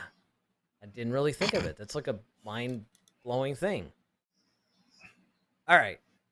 So now we get Leia back, right? She wakes up. Had a little cat nap. Had her little cat nap. She's back. You know, we see that she's like fully around with Holdo, and it's really funny how her and Holdo start talking about Poe, you know, because it's kind of like, yeah, you were right about him, you know, and there was that whole admiration they have. You know, they know, okay, this guy's not yet ready to take on the leadership role, but, you know, they both have a soft spot for him, and now Holdo understands why. Because now she's seeing the same stuff in him that Leia did. It's just like, we just gotta, you know, just gotta get him a little bit more ready. And of course, she lectures Poe again. Like I said, this movie is just full of everybody lecturing everybody. It's hilarious. It's like the big discipline film. But, but this time, you know, Leia's now starting to reveal some of the plan to him. Like, look, idiot, we have a plan, all right? Just because we didn't share it with you doesn't mean we don't have one. And basically lecturing him about leadership and what it means and all that stuff. Mm-hmm. Which, I don't know, I did enjoy this scene. I mean, I make fun of everybody lecturing everybody, but I like the Leia Poe scenes. Yeah, because it's definitely like a mother who sees potential in her child. She has a very Felicia Rashad vibe in this movie. That's what she kind of reminds me of. Yes. Oh, that's good. That's actually, yeah, very much so. And then, of course, I love this. Rose looks so angry. Yeah, man, her face, man, is just priceless. But I mean, her and, you know, they did end up going. Now, the one thing that I didn't actually bring up that was, I thought was sort of nice the way that they pulled it off was when DJ actually made her give up that necklace that Paige had given her. Yeah. And, you know, she thought that he was trying to take it as payment, but in reality, he just needed it because it was made of the material that he needed to short circuit the computer or whatever. And then he gives it back to her. See, that's the kind of character development that I think really works in this film. And I also like the idea that he betrayed him and just said, listen, they paid me. You know, because that was something that was brought up on Canto Bight. It's like, look, see all these guys getting rich? They're getting rich off of both sides. They're selling to the New Republic and the Resistance, and they're also selling to the First Order. They don't care. Because either way, they're getting paid. Right. Either way, they're getting paid. And sometimes, and if they're funding both sides of it because both sides are paying for it, so I get double the money. Absolutely, it's profitable. And so here, it's basically another example. Like, well, I'm sorry. And those execution, like those weird, like, I don't know, like laser axes or something they were going to use. I'm like, oh, yeah. Man. To behead them? Yeah. Yeah, I know, man, right? I'm like, wow, beheading in Star Wars, that's, that's next level, let me tell you. I was, you know, and then the thing was like right up against him. I'm like, I actually felt, especially watching this in a theater, you know, it's just like, dude, crazy. And then this was one of the most supreme scenes to me. Man, because, this is awesome. You know, so awesome. Because Kylo is just, you know, he's plotting. Snoke is over there going, yeah, this guy's like, you know, he's my boy. He's completely like, loyal to me. Completely loyal to me. And then he's sitting there going, yeah, see, I can feel he's going to strike his enemy. He's turning the saber now and just, he has no idea. Zero clue. Until, of course, the end. And that was. But then, like, wild. when he ignited the saber, I thought that was going to be it. But then he pulled it to him. And then you saw the hand go up. I was just like, man. At first, I was just kind of like, is he going good? No. I know. Because it's true. He kills Snoke. right? But Spares this is right her. after he killed Han though in the last movie, so we still haven't forgiven him for that. Yeah, well, that was the thing that I don't know. It did feel a little because of course Ray was lecturing him the whole time, like, you should turn and all this other stuff. And Ronaldo's like, that was cool. It felt so evil, dark side. Yeah. And it also happened to lend into probably what I think is the best duel of the entire sequel trilogy. Yeah, this was pretty sweet. Even the camera movements around him was really awesome. Yeah. Yeah. I mean, it was definitely the most action packed. It showed the most skill. He's like throwing his lightsaber, he turns it off, then he turns it on and ignites it through the guy's helmet. And, Mm-hmm. just the way that they're both fighting. And, the Praetorian guards are no slouch. I mean, they were actually, No. I think technically they're even better than the Royal Guards, if I'm not mistaken. I'm pretty sure that's the way it breaks down. I'd have to look that up again. But either way, these guys knew what they were doing. And it's funny because Ronaldo says Snoke suffered the tragedy of Darth Maul. Darth Maul, the halved. He's like, that duel was very, very cool. The way Kylo killed that last guy was brutal. I mean, Man, it was sweet. it was just the whole thing. And they were helping each other out. And this was the first glimpse that we got You of. see them, they're moving in sync with each other. They know where each other's kind of go. And it's, once again, to borrow another reference from one of our other favorite series, it's like Cobra Kai when Sam and Miguel? nope. Tori?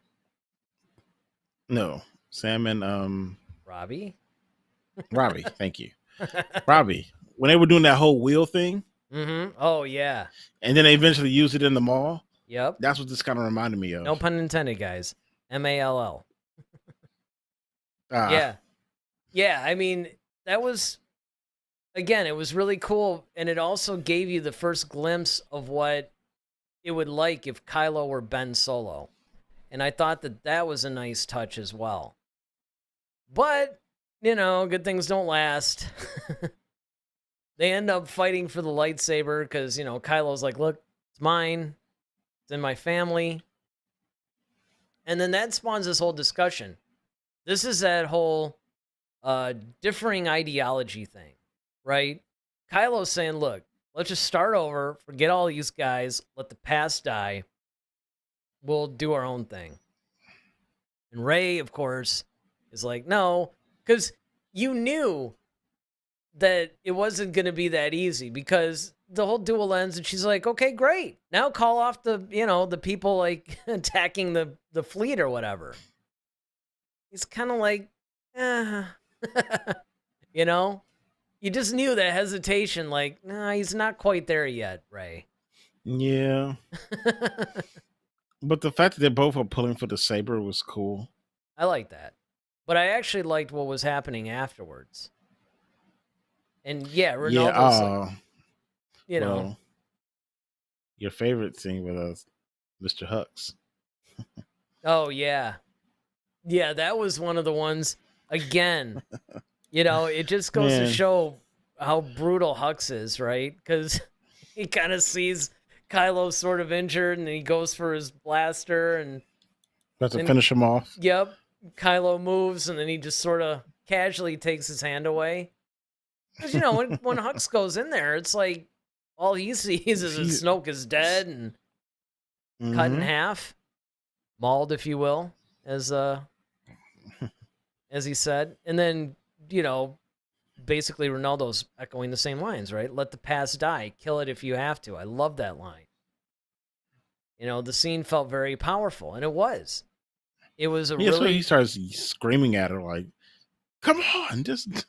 Oh, I know. He's so unhinged. I just absolutely love the Kylo Ren character because he doesn't understand why she just doesn't, And that's one of the things, and again, we'll get to that more when we do the Rise of Skywalker, but it's like, it's so fun to watch when Kylo actually does turn to the light side. Yeah. And you get a little bit Now of he's that all kind of glimpse. calm and Yeah, and he's just, I mean, he was cool. Like, I honestly wanted to see more Ben Solo, to be honest. yeah, he kind of looked like John Wick. Yeah. Yeah. And he was a cool character. I'm like, man, I want to see more of that. But obviously, the big plan that lay ahead was like, listen, we're going to just go out in the escape pods, and then Poe figured it out. Like, oh, yeah, those are too small to track. It's like, exactly. Just stop your whining. But of course, somebody had got to the ship here because they won't be able to see it. Mm-hmm. Now, Holdo, of course, stayed behind on the ship. And then when things were getting a little bit bad, because what they didn't realize was it was DJ, I think, that also told them about that part of the plan about he was tracking the escape pods. So once they started picking escape pods off, that's when Holdo decides to do the infamous Holdo maneuver. And I thought this was a really different kind of a thing. Just go into light speed and go right through all these ships. Yeah, take the last little bit of juice you got in the thing and just punch it. But this the way it was shot and like the catastrophic effect that it had. Oh, was just like, man. Yeah, and Ronaldo was like, that was beautiful. And it was. I mean, it was like a beautiful tragedy. Yeah. Yeah, exactly. It was totally like a beautiful tragedy. I mean, it was a lot of destruction and lives lost, but but it looked really cool. And I mean, it effectively did what it needed to do, right? Now we get to the point where the big dreadnought or whatever is kind of on fire and about to be destroyed. It's a little bit like the last scene of The Force Awakens when Starkiller Base was being destroyed, but yet everybody was still fighting on it. So here we get Finn versus Phasma. Now, this is something that, again, I thought really could have been handled a little bit better. I thought that they could have had more leading up to this, because when you really stop and think about what this is, a former stormtrooper basically defects, and now he's facing his former commander, who basically thinks he's a traitor. I mean, there's a lot of emotion in this, which they did, to be fair, they did depict that. But again, I don't know. Yeah, I mean, it was finally, at least to see both of them actually get into it and finally do something. I mean, that was just... Because once again, Finn has kind of been, he's just kind of been around. He hasn't really done a whole lot either.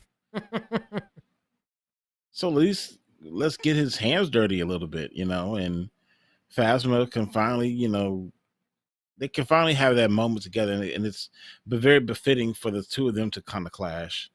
Yeah. Yeah. Absolutely. And then, of course, it ends in her death, but I mean, it's just one of those things where, I don't know, I think they actually handled it fine. I know there's people who complained about it, but I thought they handled it okay. And then, of course, they had to escape. And that was a little weird, BB-8 comes riding on the mechanical thing, and it's just like... Yeah. Okay, this is feeling a little cheesy, but... I'm going to ride with it because it's Star Wars. It's supposed to be fun. It is sort of for kids. This is a part they had to throw in for kids. Not sure they would have really made it out in time. This is where you have to suspend your disbelief a little bit, Yeah. I mean, that's just one of those things. Ronaldo was talking about, the whole Holdo maneuver being beautiful. He says, not only beautiful, it felt kind of scary. Imagine if you don't be careful when you enter hyperspace. Well, that's why Han tried to warn. Yep, tried to warn everybody. It's not like Dustin Crops. And then talking about the Phasma fight, he's like, this fight is very fun. Finn looked great. To me, it had enough impact with what they showed of the both of them. And I would agree with that. And again, once everything turns away, now the pods are down at Crate, and the rebels calling them that. The Resistance basically goes to this crate base that's a virtual stronghold. And now the First Order forces have to go down. We start to see a little bit more of this dynamic between Kylo and Hux, which was Man, that great. sounds like, once again, it sounds like a buddy cop movie. Kylo and Hux. It's like Lethal Weapon, you know. Oh yeah, he's got the Riggs hair going. Yeah, man. You know, and it's true because Hux is kind of more the Danny Glover straight guy character, you know. Kylo's more the wild card. I mean, you could see it. And honestly, I had long said this. These guys had great chemistry. It would be hilarious to see some sort of a Disney Plus show on these two. I mean, it would just be just too funny to me. Especially, you know, all the scenes that when Hux is trying to, you know, go up against him, and then of course, you know, Kylo like shoves him against a wall or whatever. You know, well, the fact that, you know, when we'll see it, like when Kylo's like, fire on that man, and you know, oh yeah, you think you got him? Like, you think you got him? I mean, which of course is a very brave thing to say, but yeah, absolutely. Right. But now we get to the Battle of Crate, and that, again, to me, this is a little underwhelming as far as Star Wars battles go. Yeah, I mean, I think that, I mean, the look of it was cool, like that whole little salt planet. Yeah, and then, you know, was sweet. Something we've never seen before, and but the fact that they got these little janky like skim speeders, and it's just like, okay, but I get it. You know, you got to use what you got. Yeah, you know, because and you know, it's they're an not old really abandoned fighters, base, right? You know, I mean, I think those are just transports to get around. But yeah, they got that like crazy cannon thing that they were going to use to shoot down the door. I mean, but overall, and again, it was an understated battle, but I can, even though from just a film going perspective is a little underwhelming, story-wise, I could see how it basically fit. And then, of course, Rey ends up coming in, joining the battle. She's leading a bunch of them away on the Falcon. You know, it's interesting because the Falcon was really not used that much in this movie. No, it wasn't. You know, it was basically the star of The Force Awakens. But in this one, and I thought that was great because it was a little bit more realistic to me. But it was nice to see Rey get in there. You know, she's leading, her and Chewbacca are leading a bunch of the people away. You know, that was nice. That actually, to me, was probably the most spectacular part of this whole battle, honestly. Was that whole TIE fighter chase with the Falcon? I mean, yeah. You know, to me, that was more the Battle of Crate than anything else. And we get to the point where Poe is finally learning some leadership, right?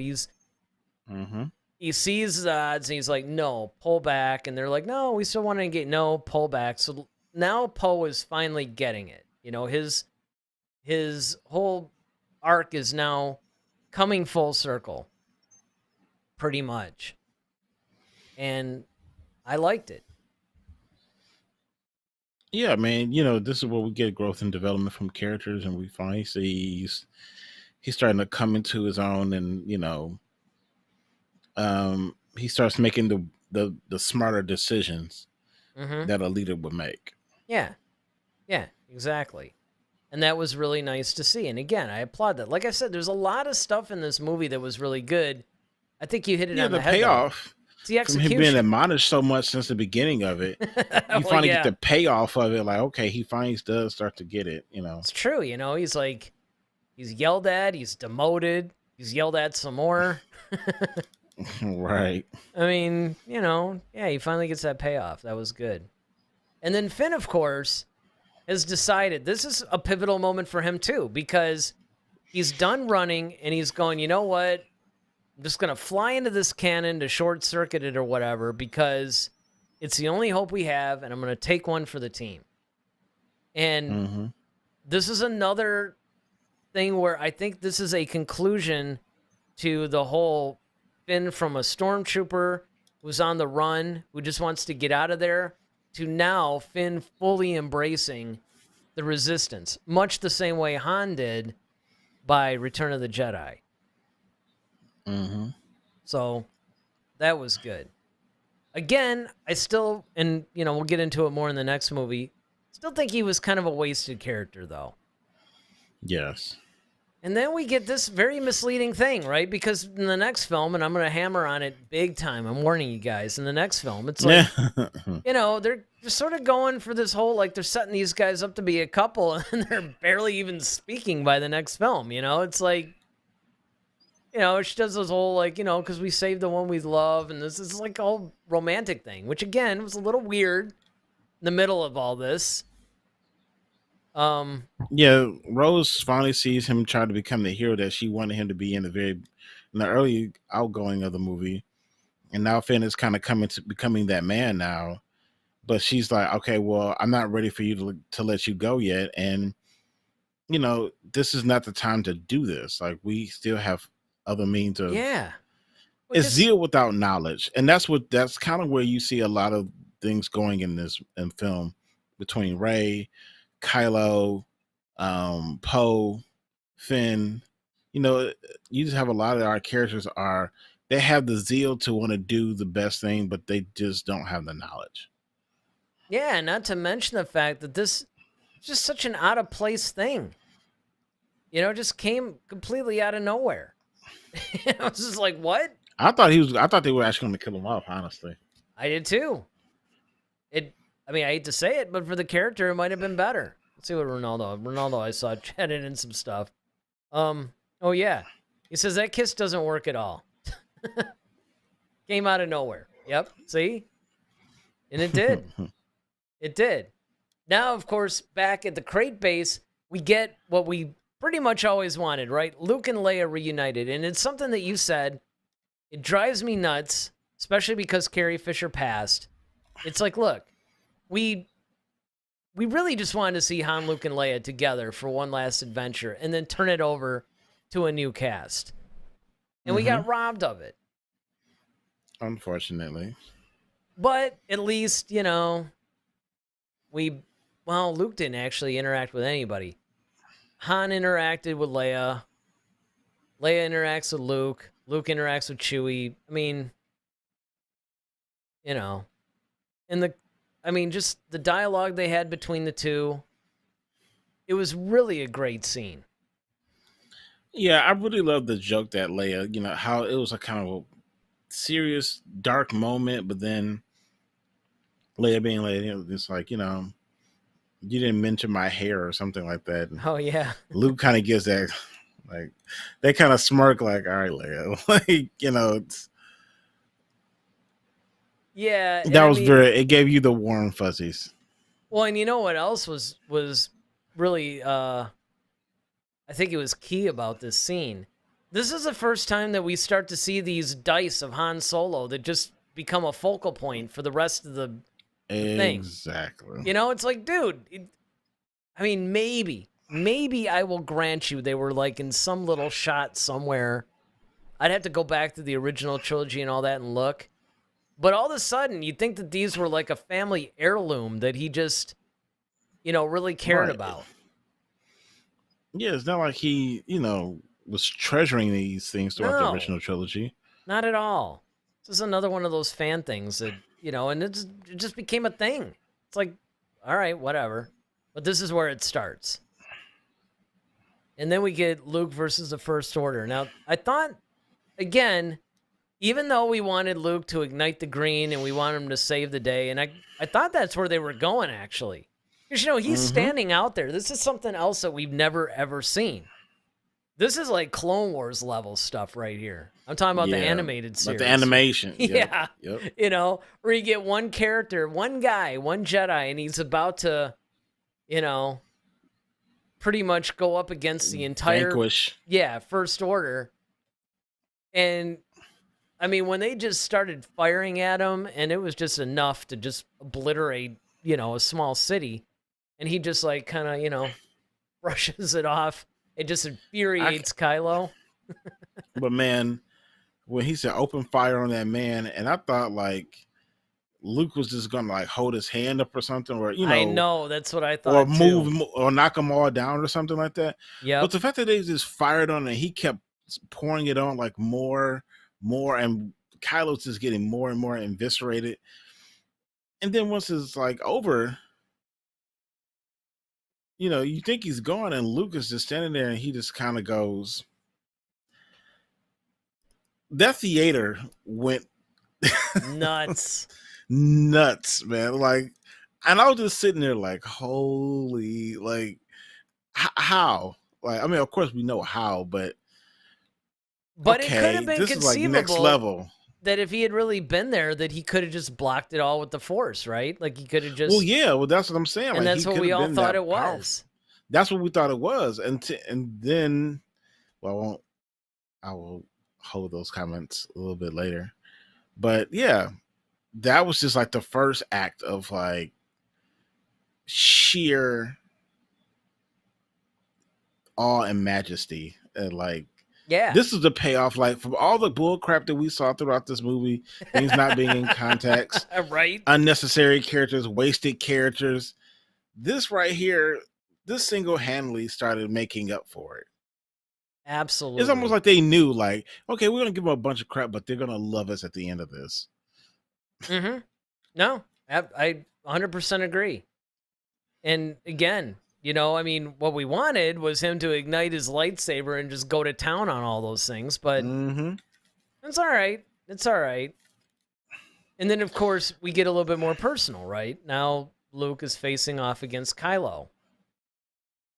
And again, Now this is the part. Go ahead. no, I'm good. This is the part that I was like, okay. And you know what? It didn't dawn on me. Oh, the footprint thing?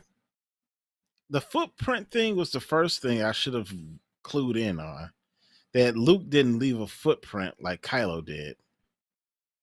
The second thing is that Luke had a blue saber Mm-hmm. when we know he has a green one. Mm-hmm.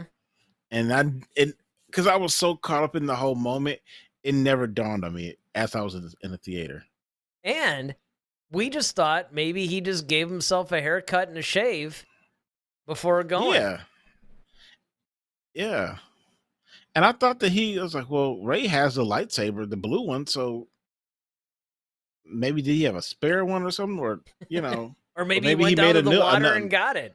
That's where or I maybe thought no. when he chucked Well, the that's the one he lightsaber. gave. That's the one he gave Ray, though. Oh, yeah, that's And true. Ray just got done. They just blew that one up together. Mm-hmm. You know, Yeah, in Kylo and her, yep, in the throne room. Yep. in the throne room. So it's just kind of like, okay, well, where did this lightsaber come from? Yeah, no, absolutely. Let me get to a couple of these chats real quick. So talking about the Luke and Leia scene, this scene was awesome. That conversation was magical. Says I would have loved to see the three of them together again, but I love the way it happened, and I can agree. I can agree with that. I mean, it was still okay the way it happened. I just still think wasted opportunity. Says I can't believe I never noticed that Luke looks younger here. Yeah, see, 2020, my friend, hindsight. Mm-hmm. The dice are in the original trilogy, but you have to look for them. And I think I did go back and rewatch like Empire some and some. But again, my problem isn't the fact that they were using them. My problem is the fact that they suddenly put all this importance on them. Like it was something to him. Yeah, right. That was the problem to me. He says, I love that Luke defeated and humiliated the Supreme Leader without killing or using violence. That's true. Force is used for defense and defend others, just like Yoda said. Says this is not sure what that is. A literal manifestation of the Jedi yes, philosophy. of the Jedi philosophy, and that is true. And I love it 100%. Luke appeared looking the same way Kylo remembers him. Oh, that's a good yes. That's a good point.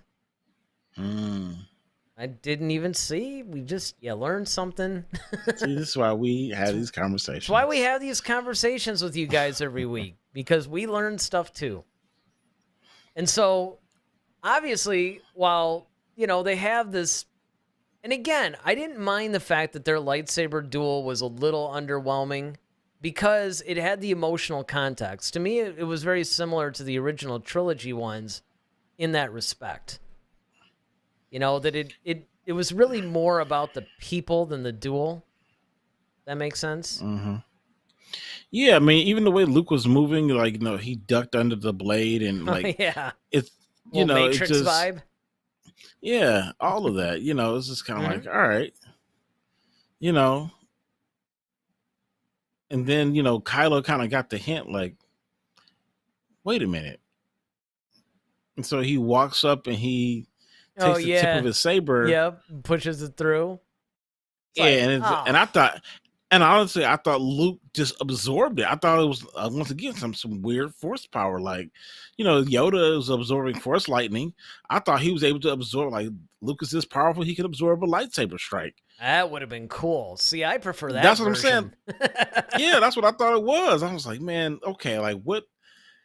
Because everybody kept saying like, okay, well, what new things are they going to pull out in this Sure. movie? So I'm thinking they're just upping the ante, and then we finally realize what actually does happen, and it's basically the new force power that we do see is Luke actually projecting himself. Yeah, that was pretty. That was, and again, a lot of people complained about that, and I was really surprised because when you really stop and think about how much that would take, like the kind of power you would have to possess to do that, he's projecting himself walking. He's touching Leia. He's, I mean, there's a lot there that he has to do. That's why it took it all out of him. But while he's doing that, though, remember, the rebels managed to get out because of those weird crystal space wolves or whatever. And they managed to get out, but they were blocked, right? They couldn't get through. And this is why Rey is like, see, this is why you got to learn to lift rocks when you're a Jedi. You never know when this thing is going to come in handy. And, of course, the idea behind this was to show, once again, yes, Rey's all powerful, but she had basically, she's learning to channel, the power that she has and to concentrate it and focus it specifically. Yep. Yeah. And then, Luke doing his whole force projection thing. As he's levitating. Yeah, as he's levitating. And it's just, those are the kinds of things that I think that a lot of times people just don't, like I said, they don't think in terms of what you actually need to accomplish all that. It's just crazy. Now, here we get something that's very similar. A lot of people have compared this to the whole Anakin storming the Jedi Temple thing, and I understand that. But to me, it really gave me shades of Vader storming Hoth. Sure, when he's walking up like this and everything like that, it gives you that. But I mean, if you walk through, because they're kind of like, I don't know, snow troopers, salt troopers, or whatever. Yeah, I guess. Because they had the snow trooper vibe to them. And when Kylo was just marching through and they had just left, and it just gave me the same vibes that when Vader stormed Hoth. And then, of course, Poe finally actually meets Rey, which this is something that in the novelization of The Force Awakens, she met him while they were on the Falcon, but that was an earlier draft of the script. So now, at the end of the second movie in the trilogy, Rey and Poe, two of the main characters, finally meet for the first time. And I thought this was cool. And of course, Finn is looking all, Rose is sitting by him, and he's kind of looking at him like, man, it was almost like a little bit of a jealousy vibe, I thought. Maybe that was just me. I don't know. I just thought that there was a little bit of jealousy on that. And, Leia and Rey are basically having a conversation and talking about stuff. It has a broken saber, and she's like, yeah, we have everything we need right here. Yeah. Yeah. I mean, that was just... to rebuild. that was just, I thought, a really good way of dealing with that. Ronaldo, yeah, he chatted in something here. He says, if you ask me, it's obvious that the way they meet is setting up a romance. Yeah, that's what I thought too. Um, but I do like the fact that they don't necessarily go there here, Mm-hmm. Um, because that would be the cliched thing to do. I mean, with the whole Rose and Finn thing, I thought that was a little forced. You could even tell it just feels forced. It doesn't feel natural. Mm-hmm. That's why when they're obviously not at all interested in each other in episode 9, that made more sense to me. It's almost like maybe they tried dating and realized they're just better friends. I don't know. Yep. He's like, maybe not, but that's the way I see it. No, that's the way we see it too. So now the movie basically ends with Broom Kid, right? I mean, he was one of the little slave dudes that we saw in Canto Bight, I think. Mm-hmm. And, he's like sweeping or whatever, and he kind of looks to the stars, and he had used the Force to basically grab his broom and all that. And I think the idea is to show that the Force belongs to everyone. It's not just a Jedi thing or a Sith thing. It's like, it's an everybody thing, Well, I also think, yeah, and I agree, but I also feel like there's, you know, it shows like, okay, there are more kids out there who have it, and they're going to have to choose a path Yeah, that's a good point. eventually. It's like, okay, he's looking wistful to the stars, like, man, I wish I could be out there, almost like fighting the good fight, Mm-hmm. and Kind it's of like, like how okay, well, Luke we was when he know, looked off to the twin sons, right? right. And you know that, Ray eventually tries to start up the Jedi Order again, just like Luke did. So, Mm-hmm. it's kind of like this is foreshadowing, like, okay, what's to come. Yeah. No, I totally agree. I mean, this is one of those things that, again, and watch that they're going to use that as the basis for this new movie that's going to star Rey that, that Mm-hmm. takes place 15 years after Rise of Skywalker that was announced. Yeah, I'm sure. He says, yeah, I think the idea was to show that the Force will continue no matter how many Jedi or Sith there are. And Mm-hmm. yeah, I would The Force always totally, lives. exactly. So I would totally agree with that. Well, that was pretty much our very lengthy review of The Last Jedi. So be out of town Monday. Now, Friday, we're going to do our usual Mandalorian thing. So I'll be reviewing Chapter 23, which comes out Wednesday. But Monday, because I'm going to be out of town, we're going to pre-record a show. We're going to do something on the Star Wars Celebration that actually took place this past weekend.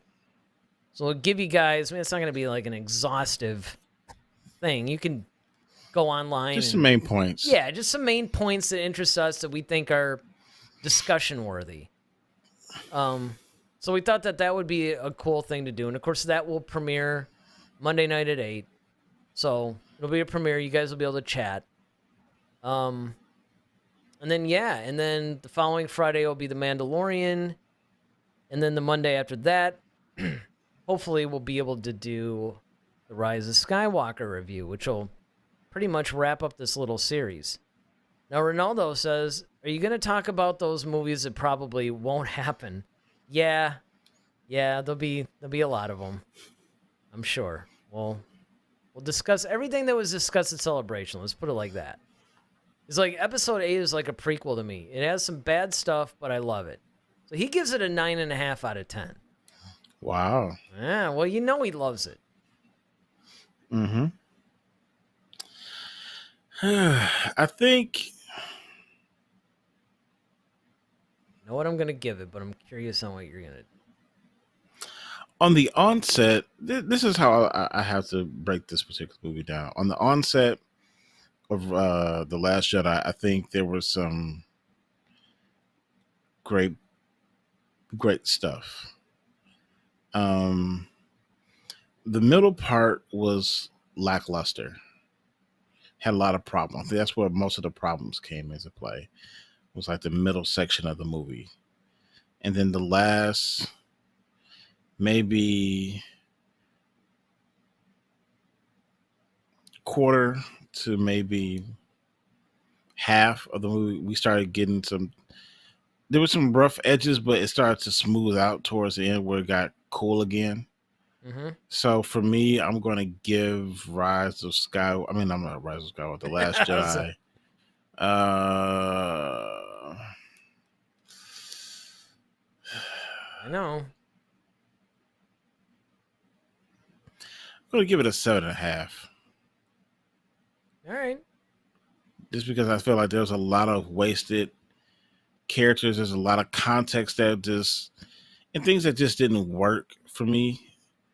And a crucial part of like I said, this film, like I said in the beginning, this film is where you can move the franchise forward or you can set it back. And obviously it has set the franchise back. So I'm going to go 7.5. Yeah, I'm giving it a 7. Okay. Basically for the same reasons. And it's one of those things where, a lot of times we always say, well, if it weren't a Star Wars film, it would be considered a good movie. And that's probably, it would be considered better. But I don't know if it would be, still really highly rated. Because, again, it had some problems. And that's not a slight on Rian Johnson. I mean, he's, the Knives Out movies are really good. He definitely is a good filmmaker. He's a good director. But there were just some things that just did not work to me for Star Wars. However, and that goes into what you're saying, right? Because you can move the franchise forward or backwards. It may have taken it a little bit step back. Now, it's not all Rian Johnson's fault. There was a lack of planning in this too. So you have to weigh that in. But again, on this review, now I don't remember what I gave it in the original review. I'd be really curious to go back and listen to that now. But, 7, I'm comfortable with a solid 7. But of course, it's not about us. It's about you guys. You know what Ronaldo thinks. You know what we think. What do you guys think? Let us know in the comments section below. What overall rating would you give it? What was your favorite scene? What was your least favorite scene? Let us know in the comments. And as always, like the video if you haven't done so already. Subscribe to our channel. We generally go live, I got to say that now, every Monday and Friday at 8. And join us again, like I said, this Friday we'll be doing The Mandalorian. So, with that, I'm Eric Vansel. I'm Daryl Sanders. May the Force be with you. Always. Head to Head, a Star Wars podcast. Be sure to follow us on Twitter @HeadToHeadSW. Submit your questions for our next show. Visit our official website at headtoheadswpodcast.com. Until next time, may the Force be with you, always.